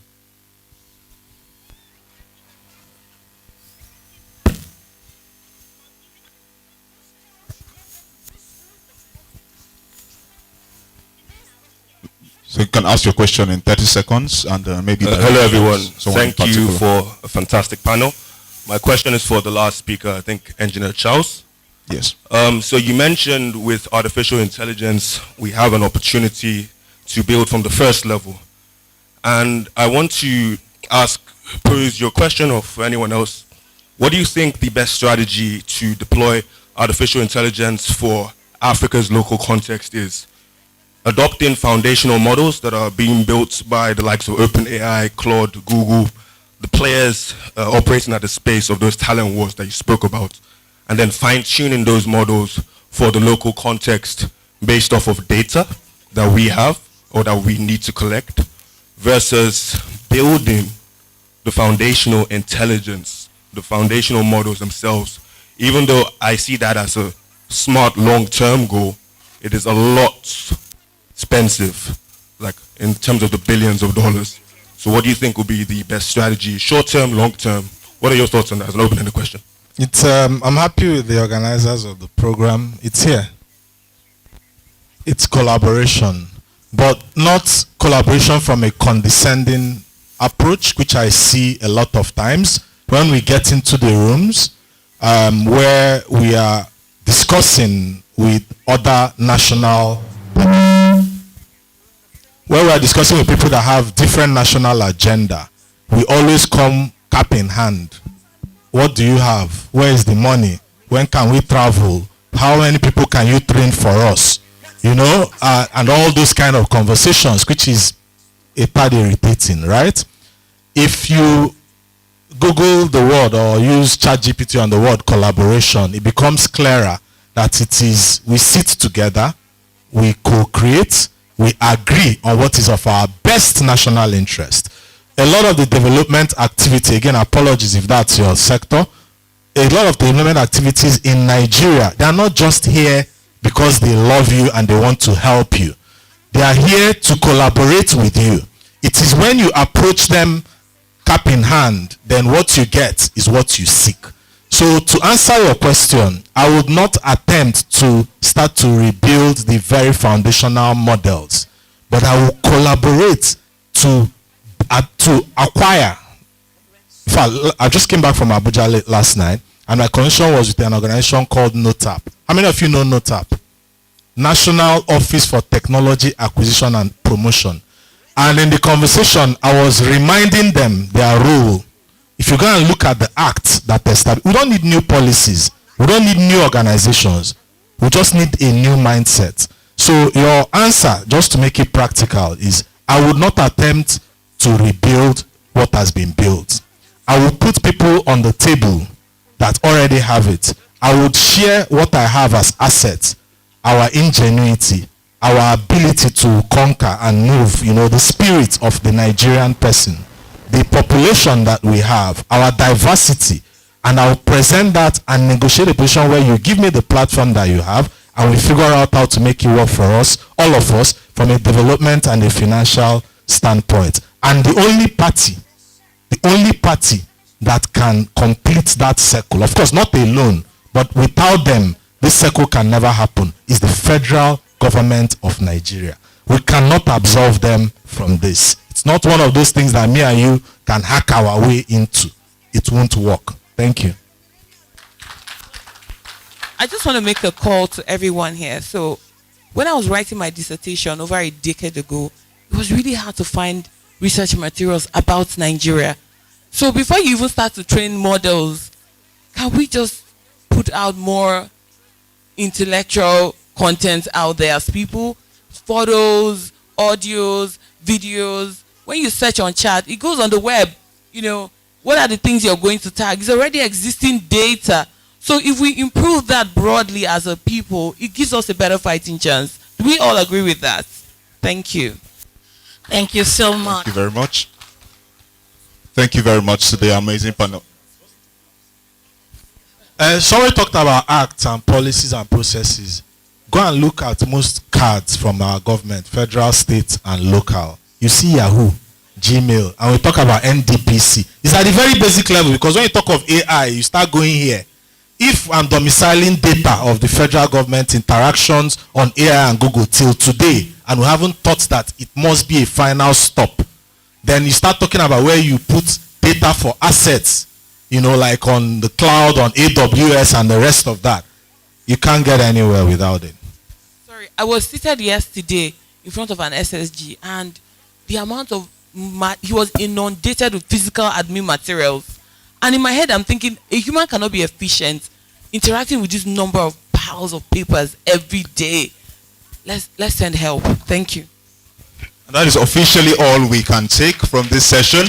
There will be another session coming on the information, all media ecosystem, so do stay tuned for that. We want to thank you so much for this very, very interesting, very, very, well orchestrated panel session. But before you go, I want you to take, to pose for a photograph with Alicia and the director of the foundation, Lilia Timefe. Pose for the photograph. We want to thank this panelist for giving us a very good topic, and then we had the moderator from Business Day, Betel Olujobi. Thank you very much, Engineer Charles Bolu, founder TechQuest STEM Academy. Thank you very much, Justina Namoha, CEO Digital Equity Africa. Thank you very much, Elizabeth Lion from Olaniyan Ajayi. Thank you very much, Tumi Akunade from KPMG West Africa. Thank you so much. And Emma Lawrence, Associate Wigwe and Partners. It's been an awesome panel session from you guys, and we really appreciate your time and your contribution. Thank you so much.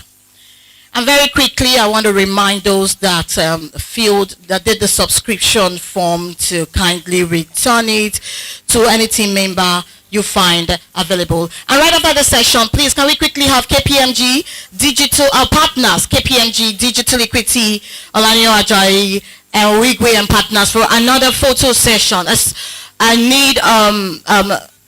We need to take this photo session before we commence. Please, very quickly, KPMG Digital Equity, Olaniyan Ajayi, and Wigwe and Partners. Please, can we have you take pose for a photograph? All our partners want to thank you very much for making this a reality. And also very quickly, we have here our cartoon, General Coat Napping by Asukwo EB. That's the Business Day cartoon. And just to let you know, it's been a very interesting one. You do not want to miss this book. You can have it at the stand. It's available for pickups. Please don't miss it. It is very, very educative. It is very, very innovative. It is everything good you know you can describe it with. Thank you very much.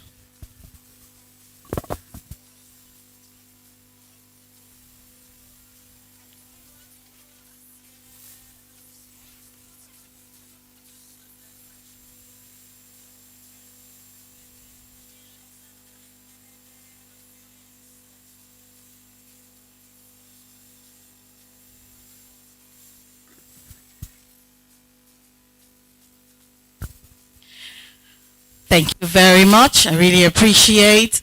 It's been a wonderful session.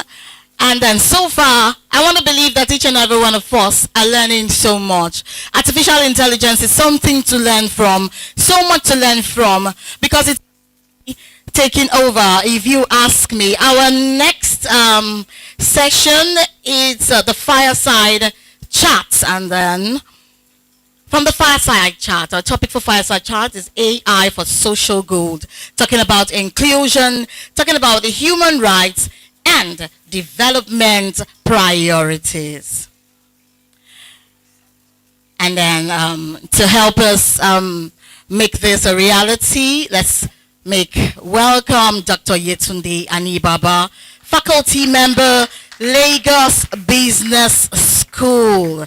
Dr. Yetunde Anibaba teaches leadership and ethics with a research focus on responsible innovation and values-based governance in emerging markets. And to have the session is yours truly taking the stage. It's actually an opportunity to sit up here in this magnified stage, and I must say it feels sitting here and having a session as well. Welcome, Dr. Anibaba. Thank you very much. So much have been said of you. So much goodness have been said of you, if you ask me. And then it'll be a good time, to talk about how the artificial intelligence is bringing about social good. When I was browsing through social good, I now realized there's so much I didn't even know about this. And then to know that you've been teaching on this, it shows that, man, you have so much to give us on this. So very quickly, can we just quickly find out from you, from your perspective, what does artificial intelligence for social good mean in the Nigerian context? First of all, thank you very much for having me. I don't know about teaching about social good, but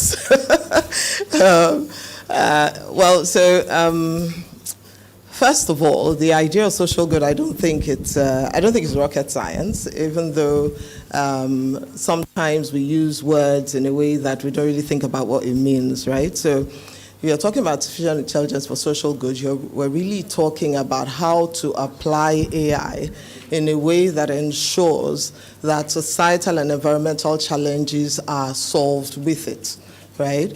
And if you bring that to Nigeria, I think the panel did an excellent job bringing out all the issues. So we're just gisting on this one, right? So, but if you translate the idea of AI for social good into Nigeria, you begin to ask yourself, what are the core problems that we're dealing with today? And how do we have artificial intelligence solve those problems? Now, from my perspective, I think that two or so of the most important issues that we should be focused on today are education, right? Let me start with education. And I think the reason is obvious. We have about 18.2 million children out of school. Right? And that represents, guess what, 15% of the total number of children that are out of school around the world. In other words, we are the home of children that are not in school. Yeah? So that's one first critical thing for me. And when you think about artificial intelligence solving that problem, it's just what Justina was talking about, right? We see that it's what in the social sciences we'll call a wicked problem, for the simple reason that it doesn't have a single solution. It has several other things connected to it. And I mean, that example you gave, Justina, was just off the roof, the bit about the woman and her child and all of that. But that's the reality of the majority of Nigerians. So, but the other side of it also with respect to education is to say to ourselves, what do we really mean by education, right? Because when we say education, the first thing we think about is a building and chairs, isn't it, right? And teachers, in quotes, in the traditional sense. And we're thinking, okay, if we're going to solve this problem, we need to build more concrete structures and, you know, and all of that. But artificial intelligence puts us in a position to think a little differently and ask ourselves, what is the problem we are actually trying to solve? I think that is the takeoff point for AI, and indeed any other tool. For another simple reason, AI is a tool. I agree. It is a tool. Yeah, and a tool is only as good as what you use it for, or whether it is effectively designed to address a particular problem. So if you take it from that perspective, and we're thinking about AI to address the educational problem, the first question is, what exactly is the problem with education? Is it a lack of teachers? Is it a lack of structures? Is it that we need children or people to become more aware of their world, to be able to think critically about solving the problems in their world? When we begin to define education from that perspective, then we begin to think differently about what kind of AI models are required or AI systems are required to address that kind of problem. Another one that stands out to me easily is health. My theory is that if we solve education and health, we have solved the majority of Nigeria's problems. Yeah? Because a healthy person can focus on building their lives. And a healthy person can focus on getting an education. And an educated person, and I mean a properly educated person, not somebody that went to school, because those are two different things, unfortunately. Yeah? But a properly educated person can creatively solve their own problems. Yeah? So if we can get or apply AI to solve those two problems, at least, right? I'm not saying those are the only two problems we have, but I think those are the most fundamental problems. I'm sure you might have heard that we have 1 doctor to 6,000 people in Nigeria, as compared with World Bank's recommendation of 1 doctor to 500, or is it 600? Yeah? Yeah. And guess where those doctors are located? Mostly in the south and in the southwest. And then even we in the southwest, I went to the doctor on one Monday. I said to myself, I'm going to the hospital on Monday because after all, everybody would have gone to work. Okay. It took me 1 hour to see the doctor for 2 minutes. For just 2 minutes? Yes, because the diagnosis wasn't a big deal. I just didn't know what it was. Was the problem? Yeah? Yeah? I mean, with that meeting, yes. Okay. And it was just 2 minutes, right? So I think that when we think about AI for social good, it's about looking for AI systems and models that address those particular cases within the context of Nigeria. Let me leave it at that for now. All right, now having said that, you've actually touched on major points, talking about health, talking about education. I'm sure you also wanted to talk about environment as well, because the environment also is very important if you ask me. So now very quickly, so how can inclusion be built into leadership and the policy choices when actually deploying new technologies? Okay, so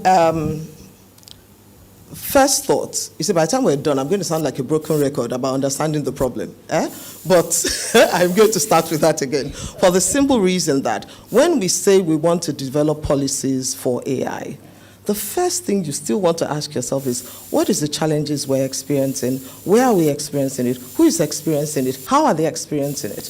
Right? Yeah? And when we have those questions answered, you suddenly realize that the problem you're trying to solve is not primarily domiciled in Lagos. It's probably domiciled in Nasarawa State, or it is in whatever state. And once you ask the right questions, you begin to see that the people you need to be talking to are probably not where you are. Yeah? And if we take that perspective, we automatically include everyone that needs to be included. First of all, the idea of inclusion, we throw that word around a lot. Yeah, and I'm not sure how much we actually sit down to think about it. But the idea of inclusion is not a nice to have. Yeah, the idea of inclusion suggests that we are taking into account the relevant voices and the relevant parties for addressing a situation. Yeah, and so if I don't need to be involved in a matter, what am I doing there? Inclusion means that who are the relevant voices in Nigeria for solving this problem, or that are experiencing this problem? Where are they located? Again, the what, why, when, who, how, why, and how questions, right? It comes back again. And so if we're able to do that, we automatically include people in the problems and the solutions that we're developing, I think. So now human rights are often overlooked, if you ask me. Now, in this context, in this conversation, I'm so sorry. Okay, so like I said human rights is often overlooked. So now in conversations about technology, how do you think, how can Nigeria as a country really, safeguard rights as artificial intelligence adoption grows? Okay, excellent question. And I think the first thing is to ask ourselves that what is human rights in the context of AI, isn't it? Right? Exactly. What exactly do we mean by human rights in the context of AI? I think the panel started to talk about things about, talked about things like privacy, data privacy, talked about fairness. In fact, if you take it from a values-based leadership model, you're talking about transparency, accountability, fairness, and inclusion.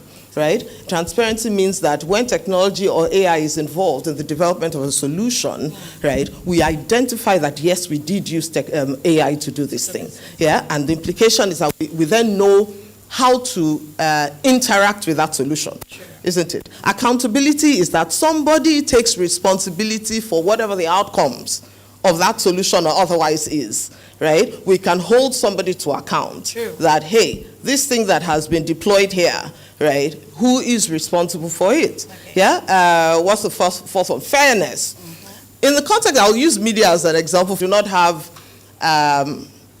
motives that are contrary from the public good. So, for example, in election scenarios, for instance, we have a preference for a particular candidate. So we present his own information in a nice way. And the other one that we don't particularly present the information, okay, he said this and that, but we don't really give it the same oomph, as it were. Okay. That's the other one, right? That is, basic there, yeah? Inclusiveness we've talked about already. So if we take care of transparency, accountability, fairness and inclusion, or inclusivity or inclusiveness, whichever one you want to use, right, we would have ensured that the rights of people are taken care of. We also know, we've talked a lot about the Data Protection Act here this morning, right? That has, if you like, provisions to ensure that people's rights are protected from the perspective of data usage, privacy, access, and all of those kinds of things, right? How well or how much it is efforts already to ensure that the matter of rights is taken care of going on already. Yeah, I also agree that leadership in terms of disruption actually requires a strong decision making. Now the question is, how should Nigerian leaders prepare themselves to manage the uncertainties that artificial intelligence actually brings to the fore? Okay, interesting question. The truth is, one of my core areas is decision making, and as well as strategic foresight, which you may describe as anticipatory governance.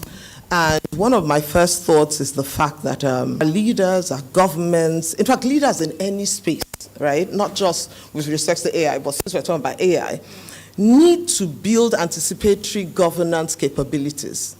What is that in simple English? Right? How do I anticipate the future? This thing that we're doing now, what might it look like in 5-10 years from now? What might the implications be? And how do we build that resilience into today's systems to ensure that, at the minimum, we minimize the income, more agile? Right? In other words, we don't take 10 years to figure out how to respond to something that somebody mentioned here on the panel that innovators are always way ahead of regulation. True. Yeah? We need to flip that script. right? The job of regulation truly is to provide guardrails. But is it possible that we can also ask regulators to think as enablers, not just policemen, in quotes? Yeah? Because as long as the mindset is one of we're policing this thing, we will always limit innovation, right? Think about the example of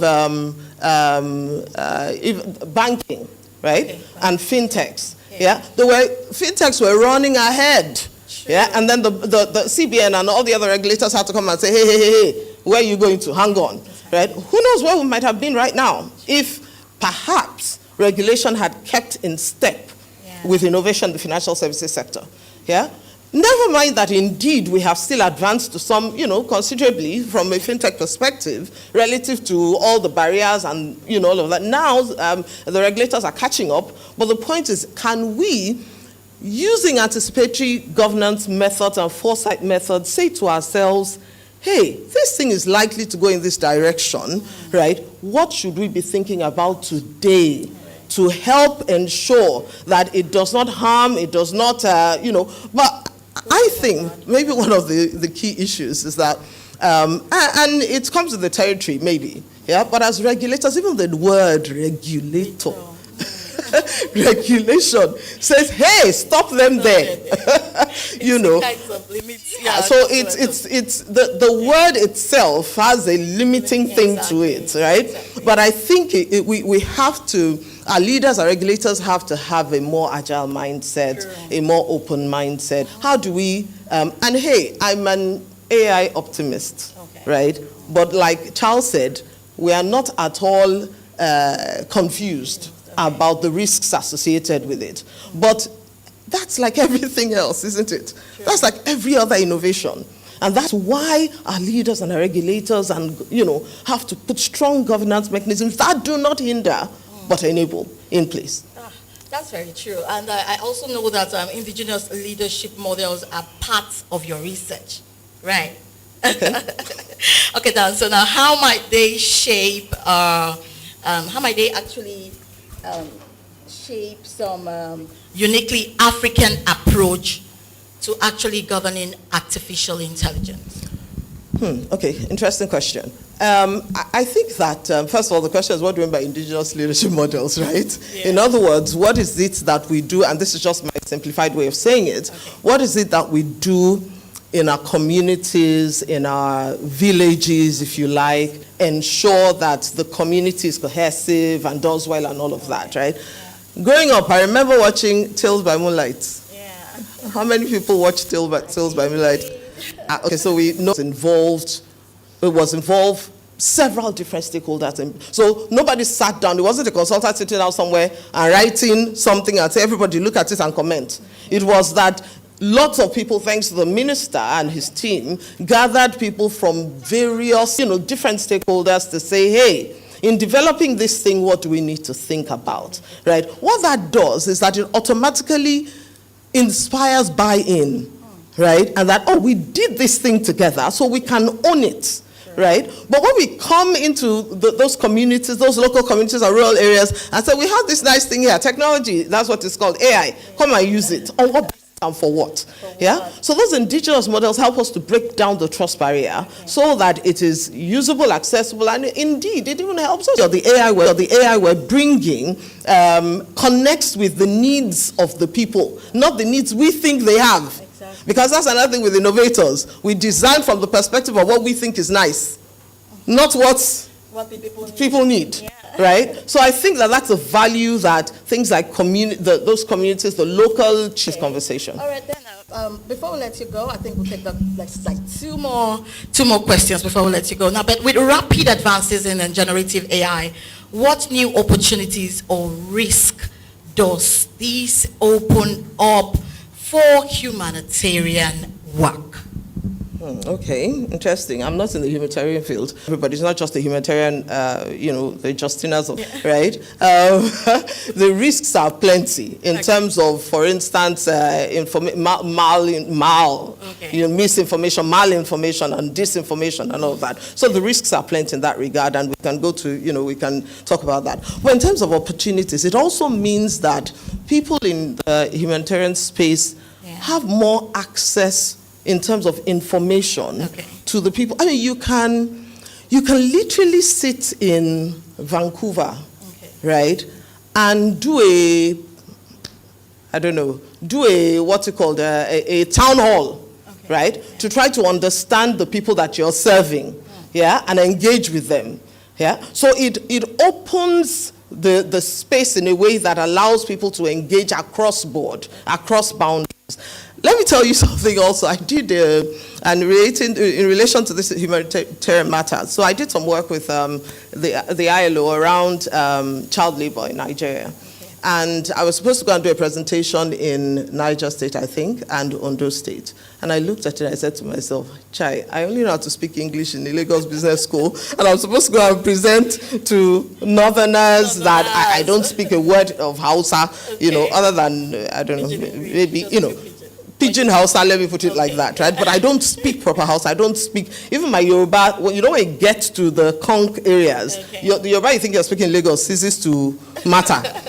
So what did I do? I looked at ChatGPT and I said, we've been doing Google Translate all this while now. And so I put my slides, some contents of my slides in ChatGPT, and I said, translate this to Hausa for me. And it made it easy for you. And I was like, wow. And this was, 2 years ago? Oh, wow. I'm not even talking about today, so it's obviously better now. Now, did I say the translation? Am I saying the translation was perfect? Maybe not. But when I got there, it pulled them to me that I made an effort, right, to communicate with them in their language. And so I simply had people that also speak English there. I had them do some other retranslations. So from the perspective of humanitarian work, AI has limitless possibilities for helping you connect with the people that you need to connect with. Sure. For time's sake, I'll just limit the questions to just 2 more. Okay, right now, 10 years from now, what would AI look like in a global push? Is it what would it look like, or what do we want it to look like? I'll tell you. What will it look like? What good will it bring in a global push? So a couple of years ago, I did a presentation, and that story, has just come back to mind. And it is that I created an avatar of an Amina, right? Was it Amina I used? I can't remember the name I used, but this was a young lady, living in some rural area. And I created an imaginative Amina. Let me keep using Amina, who has a small farm somewhere, and she wakes up in the morning. She takes her, phone that has some artificial intelligence-enabled apps on it, and the phone reminds her of her schedule, thanks to Agent AI.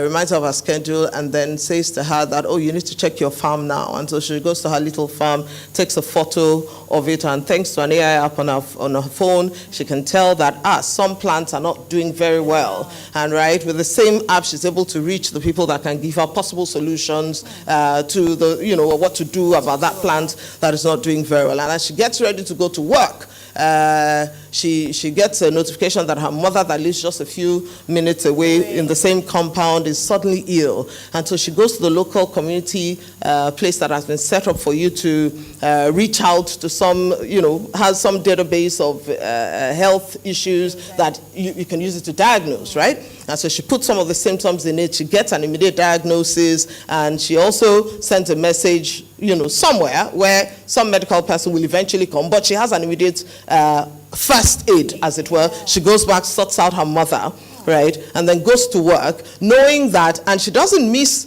the timing of the bus, because she also has an AI system that tells her when the bus is going to come by. And then she goes to the bus, gets on the bus, goes to work, right, does a little bit of additional work, and of course she gets a notification that the next bus is leaving, comes back again, and her mother, by this time the doctor has gotten there, the doctor has brought the medication, her mother is okay, but she has gone out with confidence, she's about to sleep again, and she's able to use AI to figure out, what's the weather likely to be tomorrow? Do I need to do anything ahead of before going to work? Yeah? That obviously is a perfect solution, a perfect day, right? Now, I can paint that picture in the other direction, right? And all that needs to happen for us to have the other direction is to do nothing today. Not so. That's all that needs to happen, right? But if we want that Amina scenario where her life is less stressed and she can take care of her needs really quickly, then it is absolutely critical that we start to do stuff now. So when you ask me what would it look like in the future, I think what it will look like in the future is a function of what we do today. Yeah, which is a lot of what it is that the panelists have talked about in terms of data protection, in terms of infrastructure and all of that. So we are co-creating the future. There's no future sitting down and waiting for us. And if we do not think about it from the perspective of co-creating the future, then we are going to be receivers, like Charles was saying to us. And it is whatever they give us, we will collect. Okay. Yeah? So now how can the everyday citizens beyond government and corporation actually participate in social good? Start with, in social good or with AI? If it's social good, we can continue our advocate. Participate shaping artificial intelligence. Okay, for social good. Yes, for social Okay, so first of all, educate yourself. Yeah. Know the limits, know the risks, know the challenges. And I think that ask the right questions. I think with all due respect, but I think that in Nigeria we can be very docile about learning. I think that we have the tendency to just take and take and take and take and take. We see that in how we consume information also, right? Because, and I'll give you an example. Have you ever been on a WhatsApp group where you saw the president of Kazakhstan had this to say about global warming? And then they write a whole long something, and then people share it and share it and share it. And I'm like, come on. Clearly, the president of Kazakhstan did not say anything like that. And even if you're not sure, can you at least check, right? In other words, we need as individuals to take responsibility for the information we share. We have responsibility to build our critical thinking skills, because let me tell you something, and this is the flip side of artificial intelligence, right? It is going to place a strong demand on our critical thinking skills. Or, if we choose not to take that responsibility, we will simply be swept away by all sorts of malinformation, right? Because it is now a question of people taking information intentionally to corrupt systems and to abuse people and all of that, right? So as average Nigerians, let's begin with first learning, right, and understanding the risks and the benefits of this thing, and then secondly, building our critical thinking skills, learning to ask the right questions so that we don't join the people that are increasing the risks of the problems we're having already in our world with disinformation and misinformation and malinformation. All right, and Dr. Kanibaba, you've spoken about in this regard, and before we let you go, because we still have like basically 2 minutes, can you just briefly touch on the aspect that is making the rounds on social media?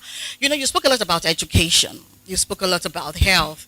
You know, these are actually social good that, you know, artificial intelligence is bringing to the common man out there.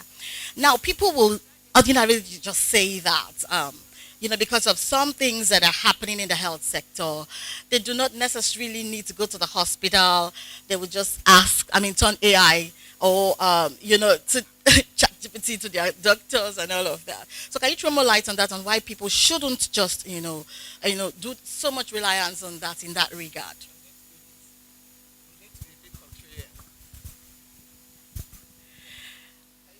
Sound, please. All right. So I'm going to be a bit contrarian, and then I'll come back to the position that you just presented. My being contrarian is in this. Again, with all due respect to the excellent doctors out there, it's before AI came up. When I go to the hospital, as you are telling me what you think is wrong, I'm asking Google. It is not because I think Google is perfect. It is because I want a second opinion that I know I cannot easily get, right? And also because, I'm sorry, but our educational system needs emergency action. That's the truth, right? I've been to hospitals before where the doctor does not inspire confidence. But this is the person I have to talk to, especially if you use HMO.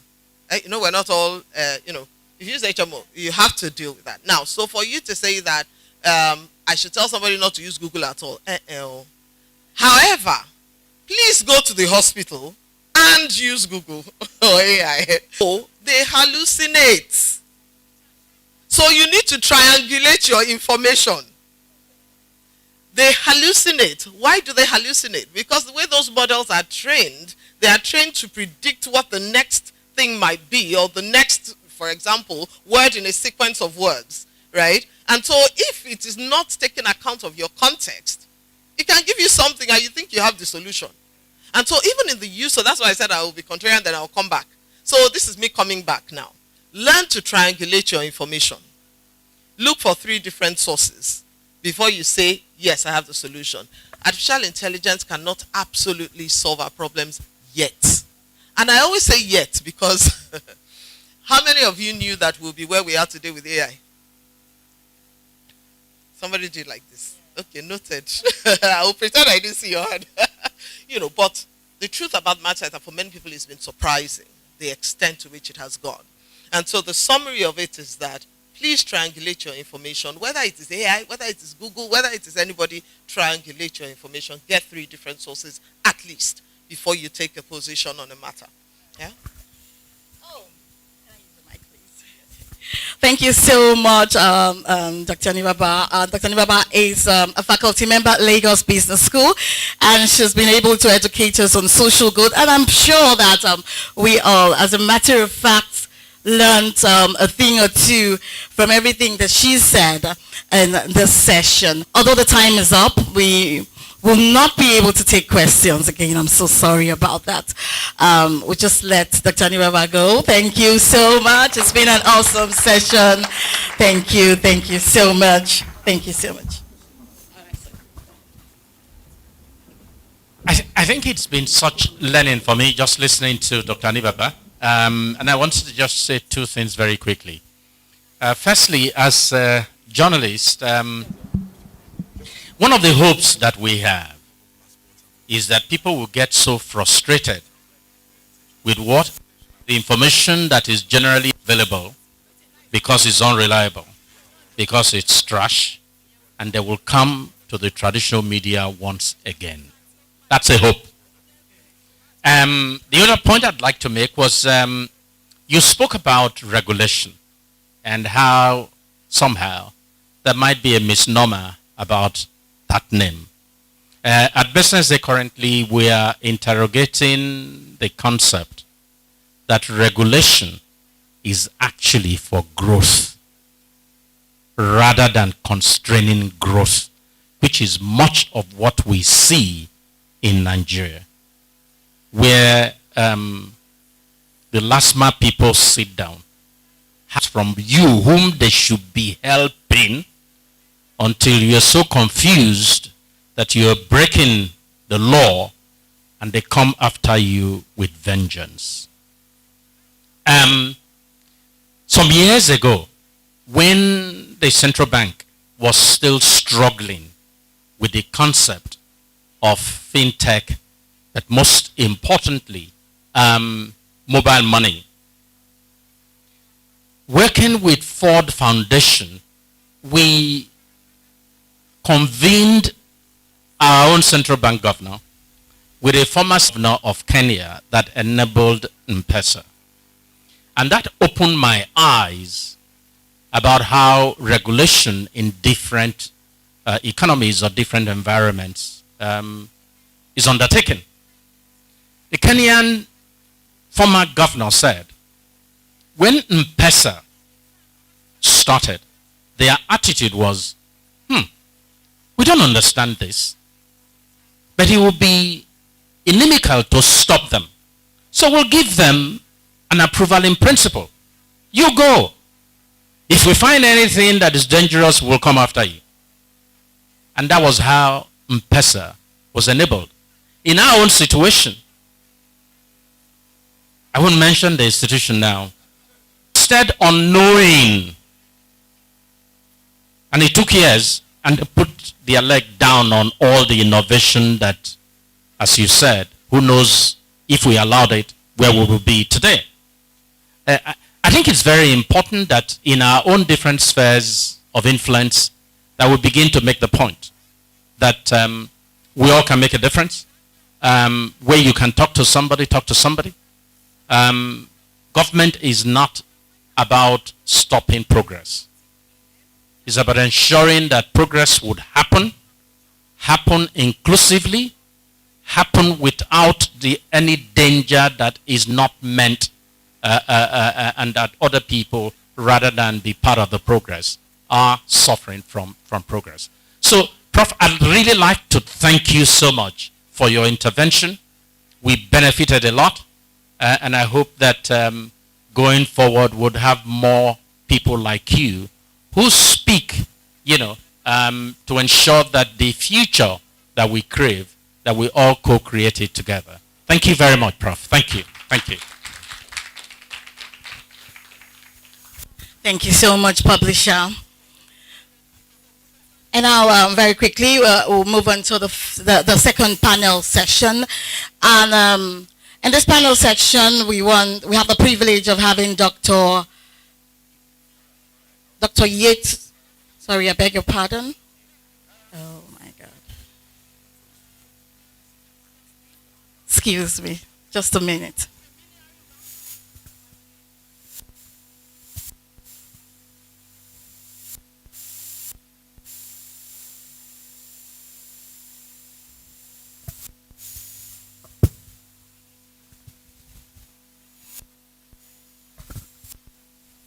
Thank you so much for your patience. In the second section, we have the privilege of having speakers, Fuad Lawal. I hope I have not muttered the pronunciation of that lovely name right there. Please, may we have the privilege of having Fuad Lawal. Thank you so much. And then we have another speaker, Olaito Oreolua. Thank you so much. We also have the privilege of having David Jacobi join us on the panel session, and our moderator this morning on this panel session is esteemed Eniola Olatunji.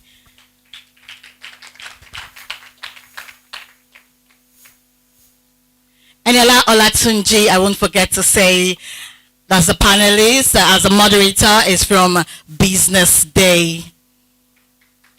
A round of applause for them once again.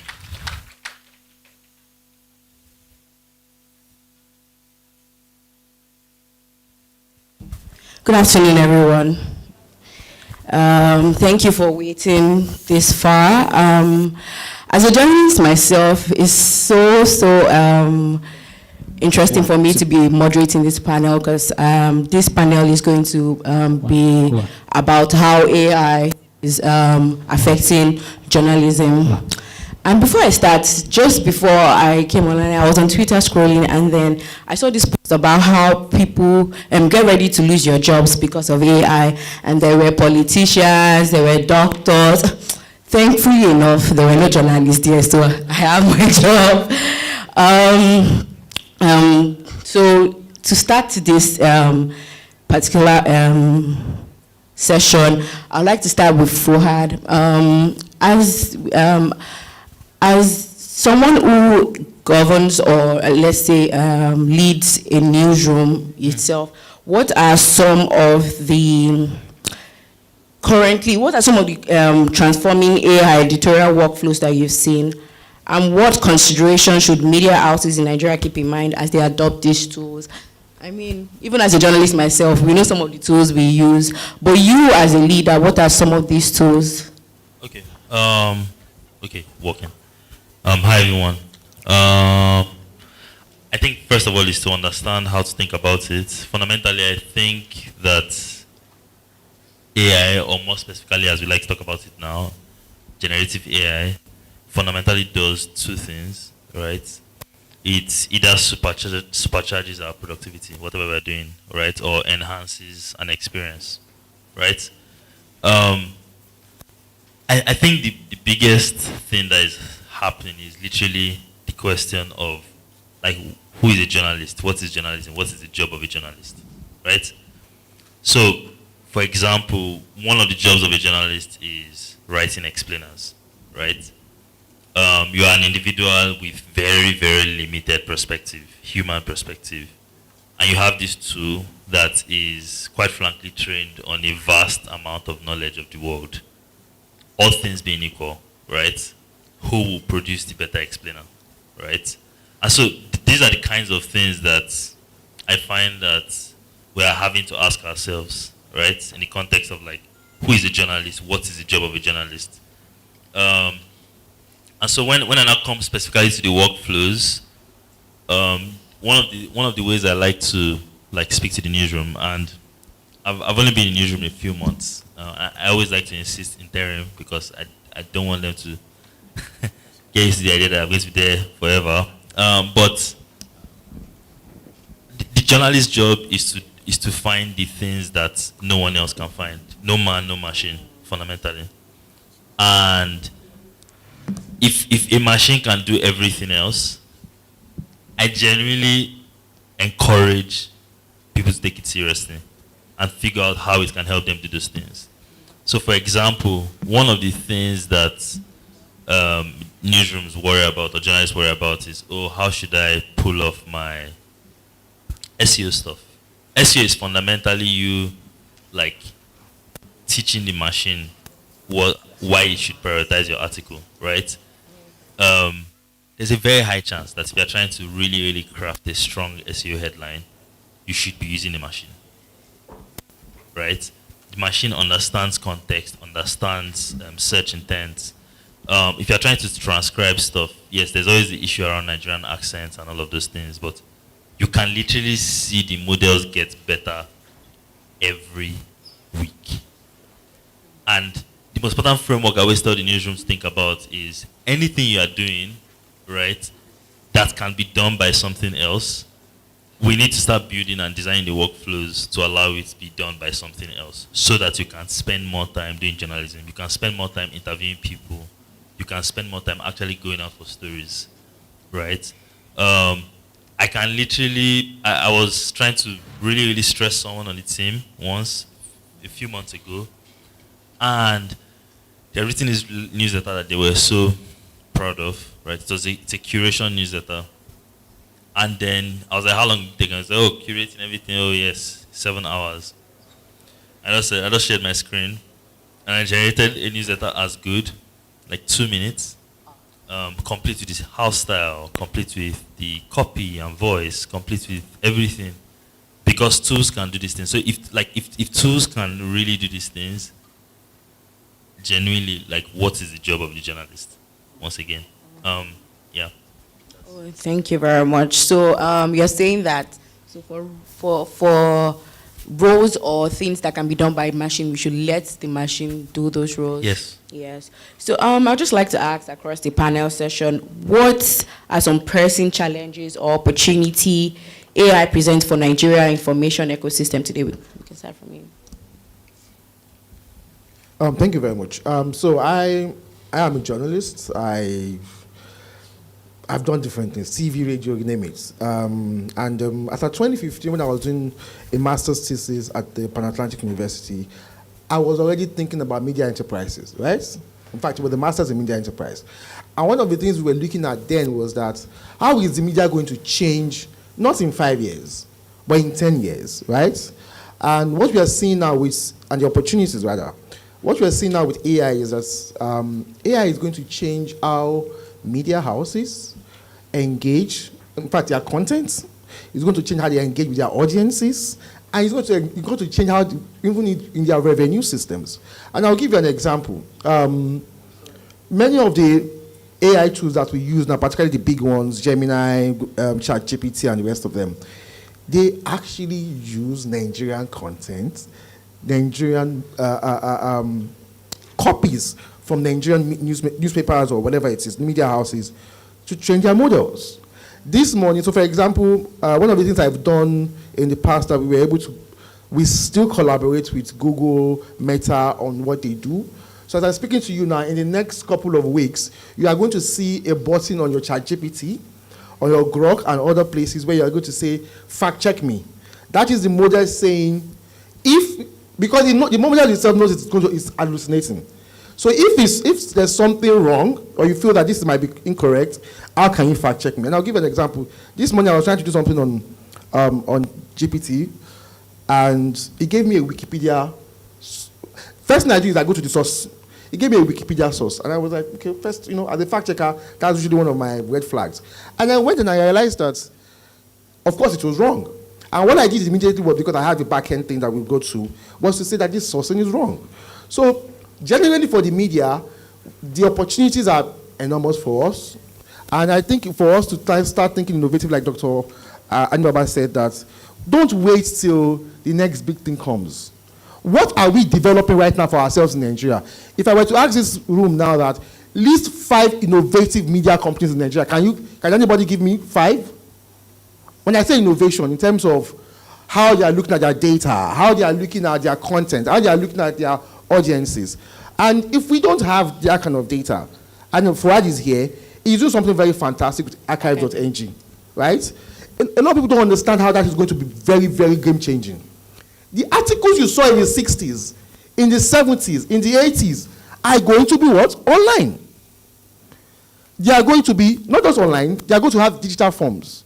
So that these models, we use them to not just archiving, but also reference, whatever it is we're doing. Thank you. Thank you so much. Do you want to speak to that? Good afternoon, everyone. It's a pleasure to be here. Suddenly I feel out of place. I'm surrounded by journalists and I work in AI. Before I go on to answer the question around opportunities, I just, in the spirit of everything we've discussed so far, about the importance of data and data as a foundation of everything we're building with AI, I would just like to say a huge thank you for what you're doing with archive.ng. We might not understand at this point in time how vital what we're doing is, but in 5 years' time, in 10 years' time, we start to see the importance of why having this data and preserving this data is important. And to speak of opportunities, I'll speak to two main opportunities. And the first is something he has briefly touched on around efficiency. By design, AI helps you be more efficient. And that's because the way AI is by design is to mirror how humans work, how humans function, and to replicate human capabilities, albeit in a computer system. And so the things we can do, they can do faster and quicker than we can. And so things that would normally take several hours to do, we can shorten them to minutes and get that done. The second thing is scale. I was thinking about it earlier that if you probably wanted to reach people in local languages, say you write a news article, you want to translate it to Yoruba and to Hausa and to Igbo and to several other languages, it will take you a lot of time, it will take you expertise, it will take you extra cost to do all this. But now you can do these things faster, and so because of that, you can literally reach more people with the same information at a fraction of what it would normally cost you. And so when I think about the impact that AI has in journalism, it's that efficiency and the scalability that it offers media houses. Thank you. Thank you very much. So everyone is saying that there are opportunities for us as with AI. It can help us scale, write fast, and every other thing. I'm sure like we've all heard them say archive.ng several times. Fuad, would you like to tell the audience what archive.ng is? Okay, so it's archiving, first of all. It's archive.ng. We thought we were bright when we were naming it like that, and everybody ended up calling it archive.ng or archivi or archivi. But it's archiving. Fundamentally, what it does is there's this massive history gap, as we know, in Nigerian history. If you asked your favorite LLM today, even though that was not the original intention, but if you ask your favorite LLM today that what happened March 5, 1965 in Lagos, it has no clue, right? Because there is nothing for it to learn from, unlike if you ask it about New York, for example. And so what archiving is fundamentally trying to do is like find these sources of knowledge and data, digitize them, right, make them accessible. So if you opened archiving on your phone today now, you can access like roughly 100,000 pages, right? The oldest stuff you probably find is from the 70s. And then beyond just making it accessible, right, we are also like like basically working with people to like facilitate sense making. So like, what does it mean? As a reporter, like how can you use these archives to like tell richer stories? What did it take to be successful as an entrepreneur in 1991? How is it different from 2025, right? So there's this interesting thing that old newspapers used to do, where you would see like these big elaborate listicles about like the most successful businessmen. And the lists, whenever I go back to those lists, they are vastly different from how we think about success today. What can that tell you about Nigerian prosperity, right? So fundamentally, archiving's job is close the history vacuum by digitizing archival materials. We start with newspapers, now we're exploring oral histories. We're going to try maps, we're going to try video archives whenever we find them. Oh, that's Make them great. accessible. Oh, very, very good, very good. David, so misinformation spreads very fast currently, and even with AI, it spreads even faster. At Africa Check, how do you, how are you to evolve with this evolving misinformation using AI? So with the rise of generative AI, we realized that we can't just sit down in our offices and say we are fact checkers, because there's a saying in disinformation that before the truth wakes up in the morning, the lie has gone around the world twice, right? So already you are operating from a position of disadvantage. If, for example, somebody makes a false claim on X today, right now, I might not see it till the next 3 hours, but I don't come to my feet for the next 3 hours. So what do I do? Why can't I also leverage on AI tools? So as I'm speaking to you now, Africa Check, in collaboration with about 4 different organizations, we've built about 2 different AI tools. We collaborated with Full Fact in the UK. We collaborated with Baudita in South Africa, the candidates tool. We've used that tool for almost 15 elections globally. We used it for the 2019 elections. We use it for the 2023 elections. And what that tool is essentially is that we look at the top 500 or top 1,000 candidates around the elections and what they are saying. And when they are making claims in the public, that tool is doing what we call a live fact checking, right? That was the same tool we used for the presidential election debates in the last election. We were doing the live fact checking using that tool. That is the only way you can be in the game. You can't sit down and say, oh, we don't know what to do. You have to get into that space so that you can actually fact check and verify at the same pace that is happening. Really, what we are seeing now is, and it's one of our biggest achievements, that we are collaborating with local media organizations to actually develop tools, AI tools. Why can't we? Unfortunately, the way we imagine AI in Nigeria, that it has to be one huge. You can actually start very small. Address just 1 or 2 problems, right? And one of those things we've done, with, for example, with Dubawa, is that if you're on radio, we have a tool where it scrapes radio and it has like a natural language program. What it does is that, and so the OAP or the presenter can actually see it, because we have integrated into their system. Can actually say, Mr. Rashidi, that thing you just said now is not correct, sir. According to this, and then what you get is that the person corrects it or doubles back on it. Because the idea of what we're trying to do, like Dr. Adibaba said before she left, was that we're trying to do thinking skills among people with media literacy. We don't want a case where government will censor everybody because you said something or because you put something. We think that if you are more literate in terms of media, you will most likely not share the wrong information. Isn't it? Or will you share wrong information? The more you know, the more literate you are, the more you are less likely to share bad information. Thank you. Thank you so much. Aurelio, for someone that has built AI systems from like concept to the end stage, what are some lessons you think Nigerian media can take in deploying some AI tools, like just how to just use it efficiently? All right, thank you very much for the question. I think the first thing that I would say is that artificial intelligence is a general purpose technology. It's a GPT. And by nature, GPTs are industry agnostic, number one, and they scale rapidly. They scale rapidly and their effects are transformative. What I've found in my experience engaging hundreds of leaders across different industries within the last couple of months is that the journey to leveraging and using AI actually begins with accepting AI. You'll be surprised, but there are people, a number of people that are still opposed to the idea of AI. There are many arguments around AI, especially like fields that have to do with like creativity and writing, journalism included. You know, do I lose my originality? Do I lose creativity as a result of using AI and those things? And so the first thing is to understand in what areas, what parts of your workflow, of your processes, AI is suitable for. That's the first thing. And then the second thing is to build, to pilot and iterate fast.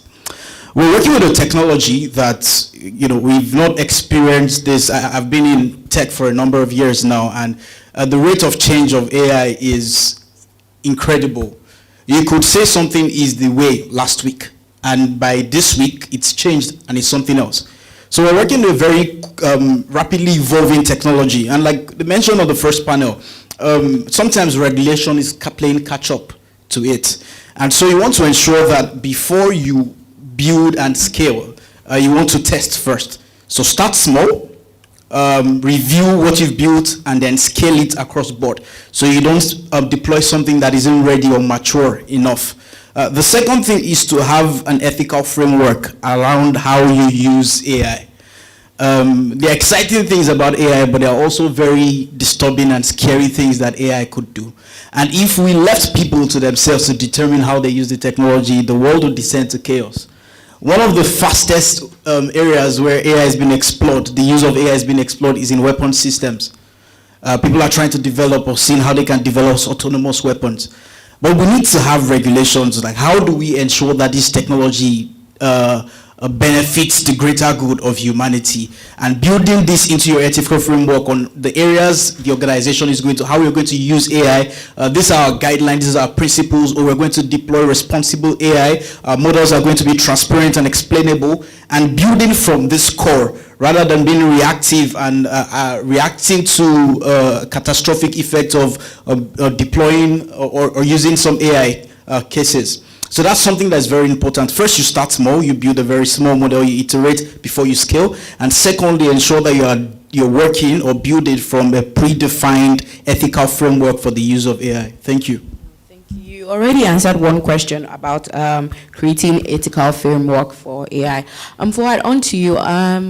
You said something, and it was like a lot of people fear that AI would decrease or like reduce their creativity. What's your perspective as a journalist about that? I think my perspective as a human being, first of all, is that we need to look at it like, go back, say, like, what, 2,000 years, right? Every time we have created a better tool, a tool that, like, helps us advance, like, our knowledge outcomes, we've always had a cognitive trade-off, right? So historically, we had fantastic memory. Then we started to write. They needed to memorize less, right? We could do basic calculation. Then we had calculators. Then we started to calculate less, right? There will be trade-offs with using LLMs. And I think I've made my peace with it, right? And I think that it is important to accept the aspects of your work that you can do less and less of, right? For example, if you're a journalist that interviews people a lot, there's a very high chance that you spend a lot of your time doing transcripts, right? Unless like you really just enjoy it. I've never enjoyed transcribing my life. I wrote a weekly column for 100 weeks. There not a single time I enjoyed transcribing, right? But in a world where I could outsource that aspect of the work, what it does for me is that it gives me enough time to actually spend more time trying to make the copy better.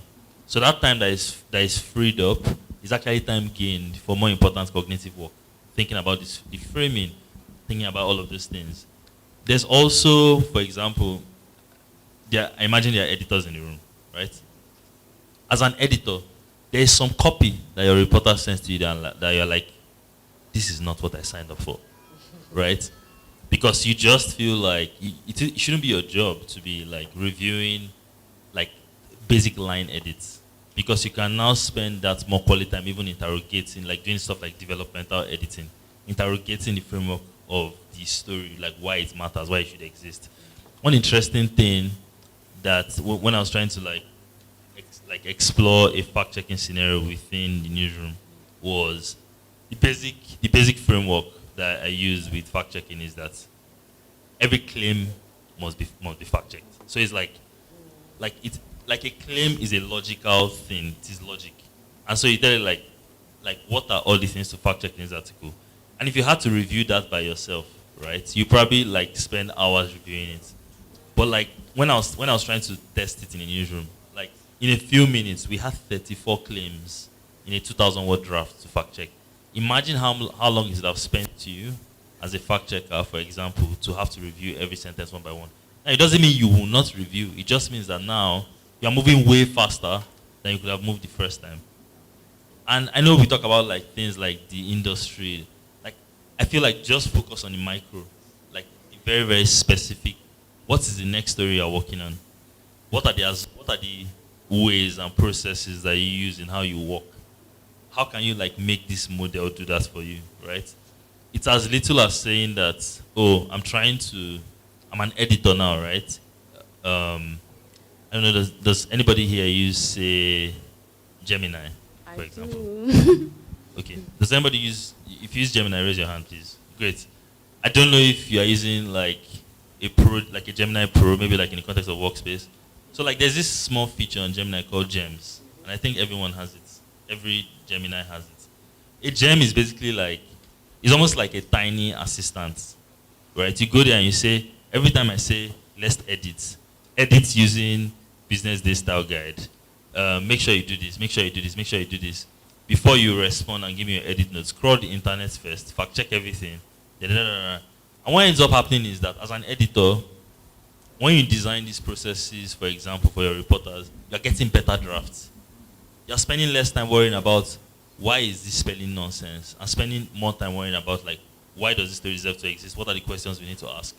So for me, fundamentally, like it actually frees us up to basically like chase more things and go deeper. And like the expectations I have of interns, for example, are expectations I would have had of like mid-level people 4 years ago, right? Because if you are literally competing with the model, you better do better. Yes. Yeah. Thank you very much. Thank you so much. So, on to you, David. What practical steps can Nigerian institutions take now to safeguard against AI-generated misinformation ahead of the national elections or public health crisis? That's a loaded question because you see those two things you mentioned, while are they? So, for example, right now, Nigeria is in the middle of about 6 different health outbreaks. Yes, different. Just 2 days ago, the number of cases for Lassa fever deaths increased in the country. There's a scare for Ebola again and different things. And with the elections, what we can do differently, essentially, is that with the knowledge that we know and the data that we have from the 2015, 2019, and 2023 elections, we don't have to wait till 1 week or 2 weeks before the election before we start realizing the kind of disinformation that will spread. I can tell you, IMO elections is coming now. And one of the things I did was to go and train the rec of Anambra elections. And they are already wondering, David, can you tell us what is going on? And I listed like 15 or 20 different kinds of election-related disinformation that will come up. And what that did for them was that it helped the voter education unit of Anambra INEC to start preparing messages and preparing strategies to debunk those words, disinformation. And that came with, well, how did we get that? Using AI and data analysis. Same for health. So I think that the strategy is for us to do what we now call pre-bunking. The world has gone beyond, you want to start debunking something in real time. Even with AI tools that fact check, it can still be a bit difficult. So what we can start doing is what? Debunking. We have the data already. I have, my organization will produce more than 20,000 fact checks on different topics. So I can tell you categorically, for example, that When Dr. Anibaba said here that WHO recommended 1 doctor to 600 patients, that's not correct. The WHO has come out to say they never give such recommendation. But guess what? It's everywhere. It's everywhere. That recommendation is everywhere. Because the argument is that how can we give a 1 to 600 recommendation in Pakistan and say the same thing will work in India or the same will work in Afghanistan, right? So I think it's left for us to start to do what I call pre-bunking. Fuad mentioned something about explainers. It is very important when it comes, particularly when it comes to health systems, to educate the people before the problem, not after the problem or after the issue. I'll give another example. One of the reasons why Nigeria was able to sort of eradicate the wild polio strain was data. We looked at where were the problematic areas over the past decade. And what did we do? We told the government where the issues were, like the problematic areas, we're using data, optic, and all of that. And what did they do? They concentrated their efforts in those areas, and Nigeria was able to eradicate the wild polio strain many years ago. So I think those are the kind of things we can do, thinking forward.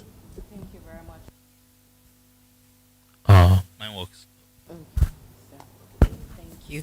I would like to ask if there's any question from the audience. No question. Okay.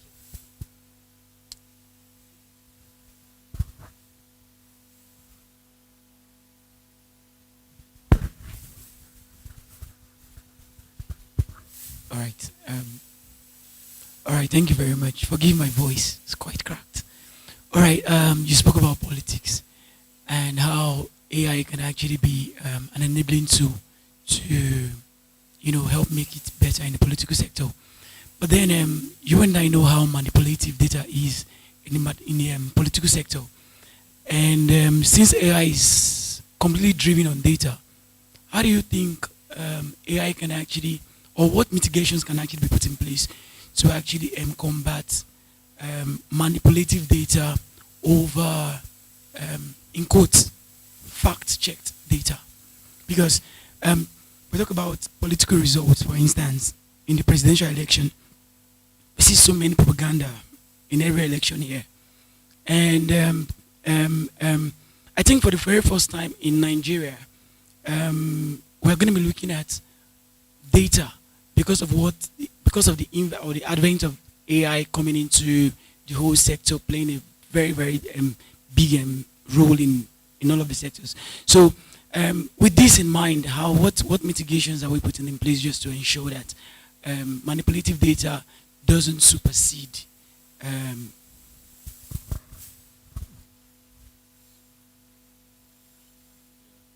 So thank you so much. My name is Kennedy Adedega. I work with Human Journalist Network Nigeria.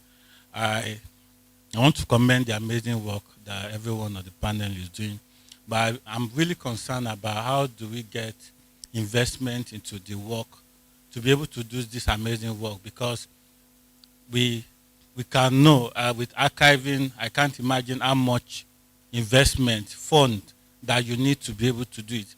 But unfortunately, getting that fund, maybe who should we be talking to? And should we need to still keep relying on foreign donors to be able to get us that data that we need to be able to make that difference? Thank you.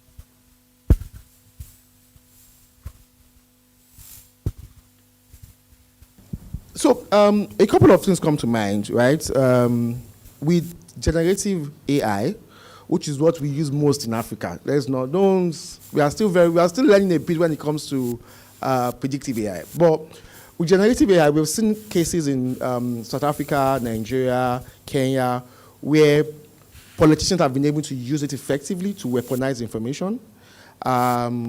In terms of video, the generative AI tools are getting better. VO3 is practically, they're doing well. But the safeguard is essentially that letting people know that these things will happen, right? So I'll give you an example. If I do an edit of a video of me slapping a police officer in Lagos, in VI, right?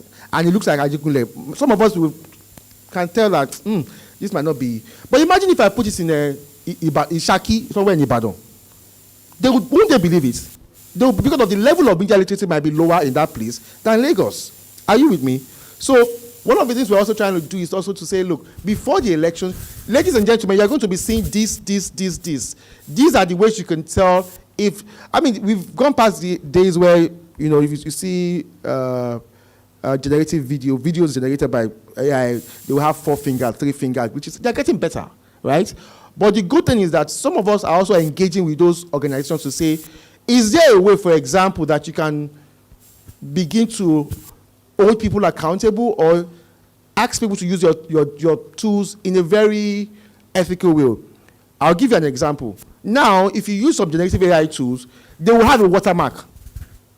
It is you cannot export it away from that place without a watermark. So some of us who are slightly media literate will automatically see that, come on, this is with Gemini, you will see that, you will see it. That's what you cannot try it. Once you try to export it away, they are getting better. It's not there yet, so we can always do that. Thank you very much. Thank you for saying that. Those are some of the things that, you know, can be done. I just wanted to take it back to the foundational level now, where we talk about data, and I mean, we're talking about what happens when the model has been built. How about what happens before the model is built?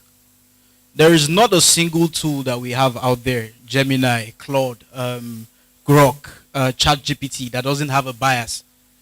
And it's not because they designed, they wanted it to have a bias. It's because the data that they used was generated from humans. And humans have biases. And however much they try to mitigate against these biases, they can create ways and systems to remove these things, but they can't remove all of it. So when we talk about data, one important aspect that we also look at is the data that we put out there. I'll give an example.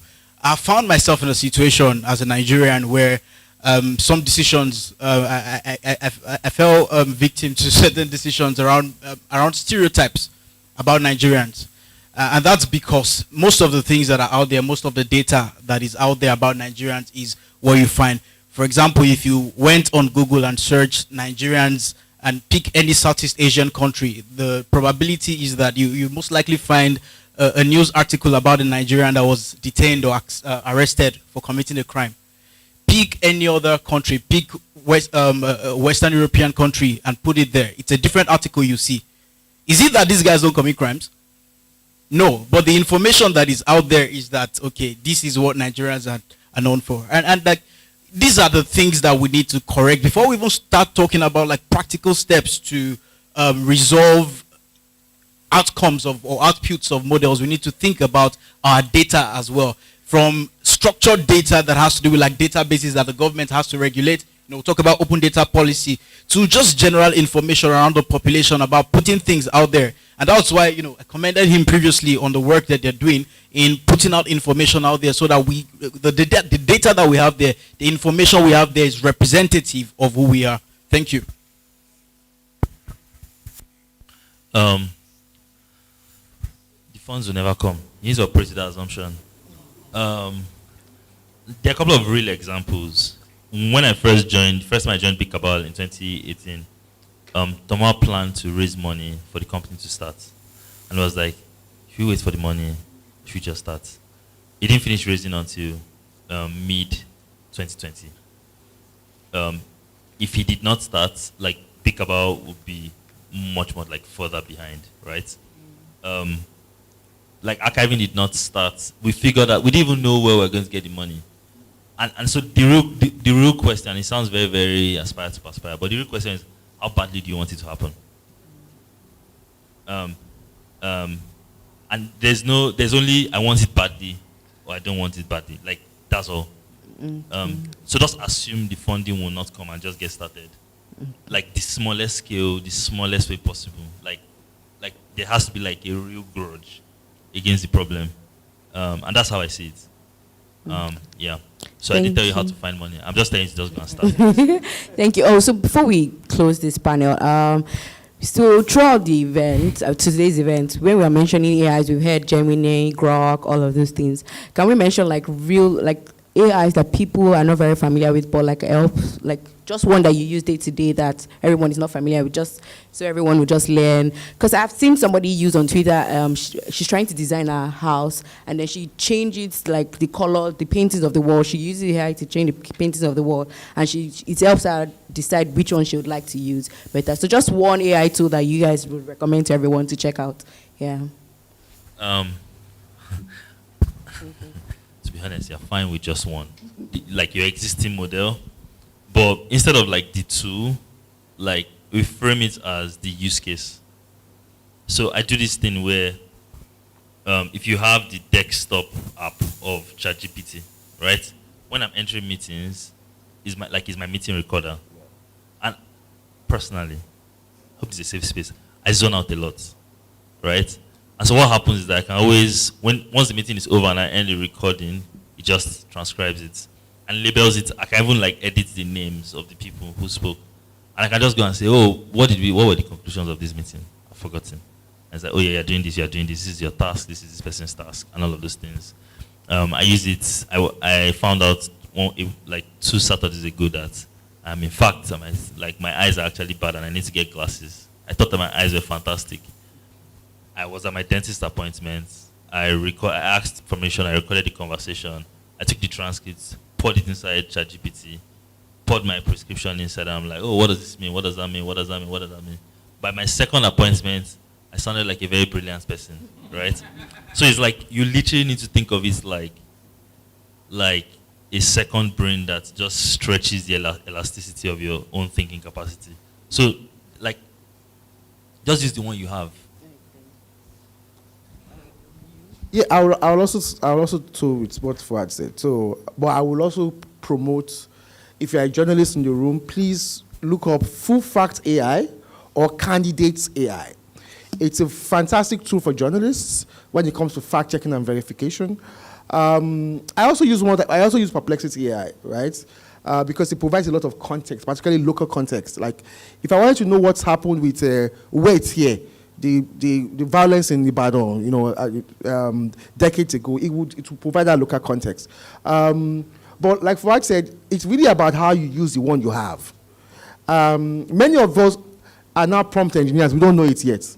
But it's the thinking that if I wanted to get this from this AI tool, how do I ask the question? And I always tell people that don't try to be very grand. You can always refine it.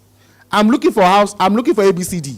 Your ABCD can turn from a linear thing to a very complex thing, by the time you begin to interrogate it. So, and because sometimes some of us to zone out, and also some of us to also have this thing where the tools will overwhelm you. So stick to one or two that you can use very well.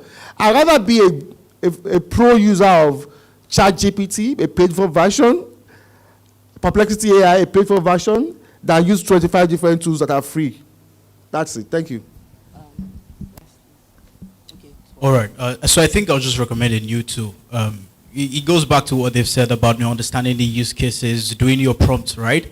But I think one tool that I've been using recently it's called Manus AI. That's manus.ai. It's an agentic AI solution that has autonomous capabilities. It could help you design and build a website.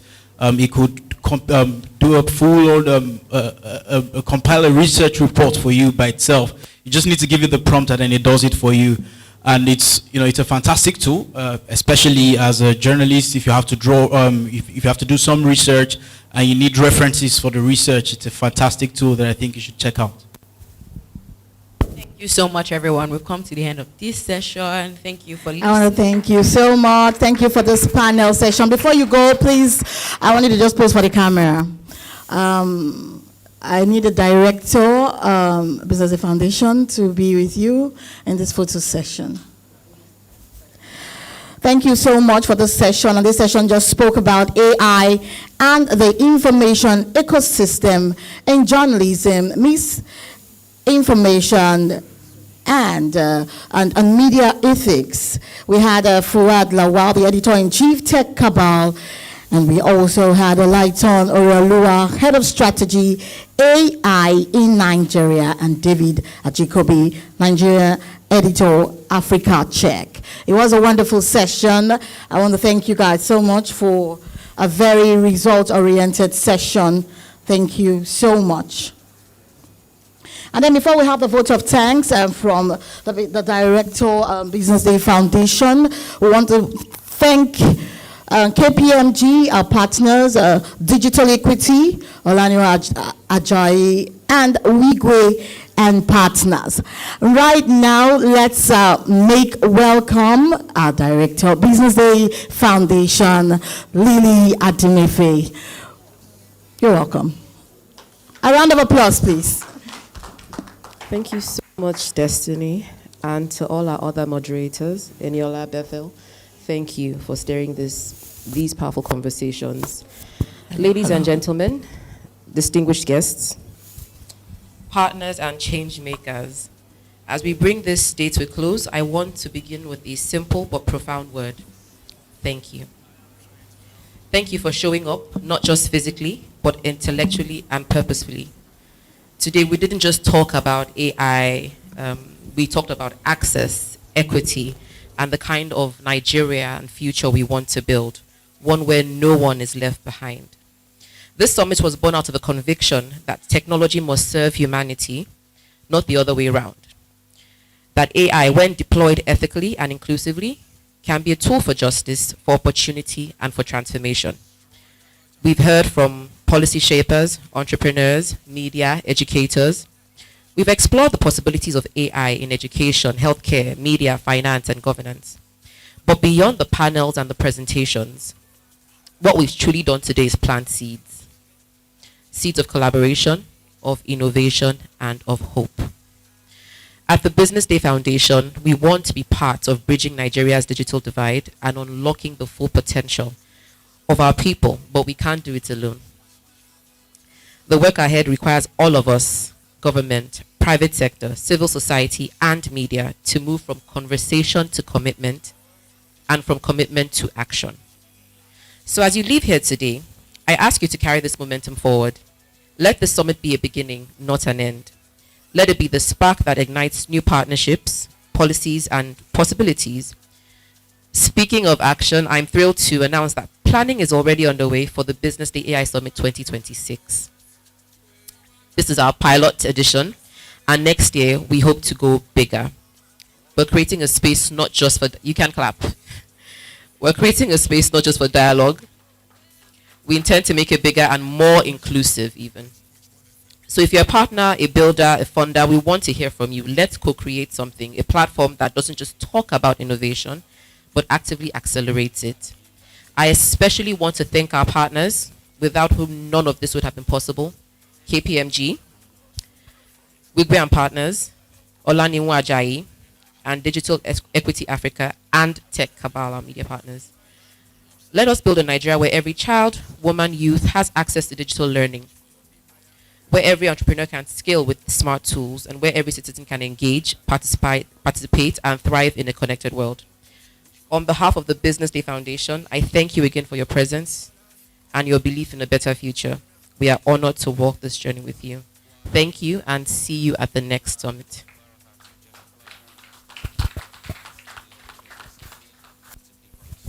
Another round of applause for our Executive Director, Business Day Foundation, Madam Lily Adimefe. Thank you so much for the turnout at the AI Summit 2025. And like you just heard, this is a maiden edition, and yet another editions will be more power-packed than you just benefited from this summit. I want to thank each and every one of us for, the fill the form earlier. Please kindly return to any team member you find around. Please do not go home with the form. Thank you so much for your time, and as you leave, drive safely and move safely. Until next time, my name is Destiny Momo. I'm a senior broadcast journalist, Business Day Television, and a media relations consultant and a compare. Thank you so much, and have a good afternoon.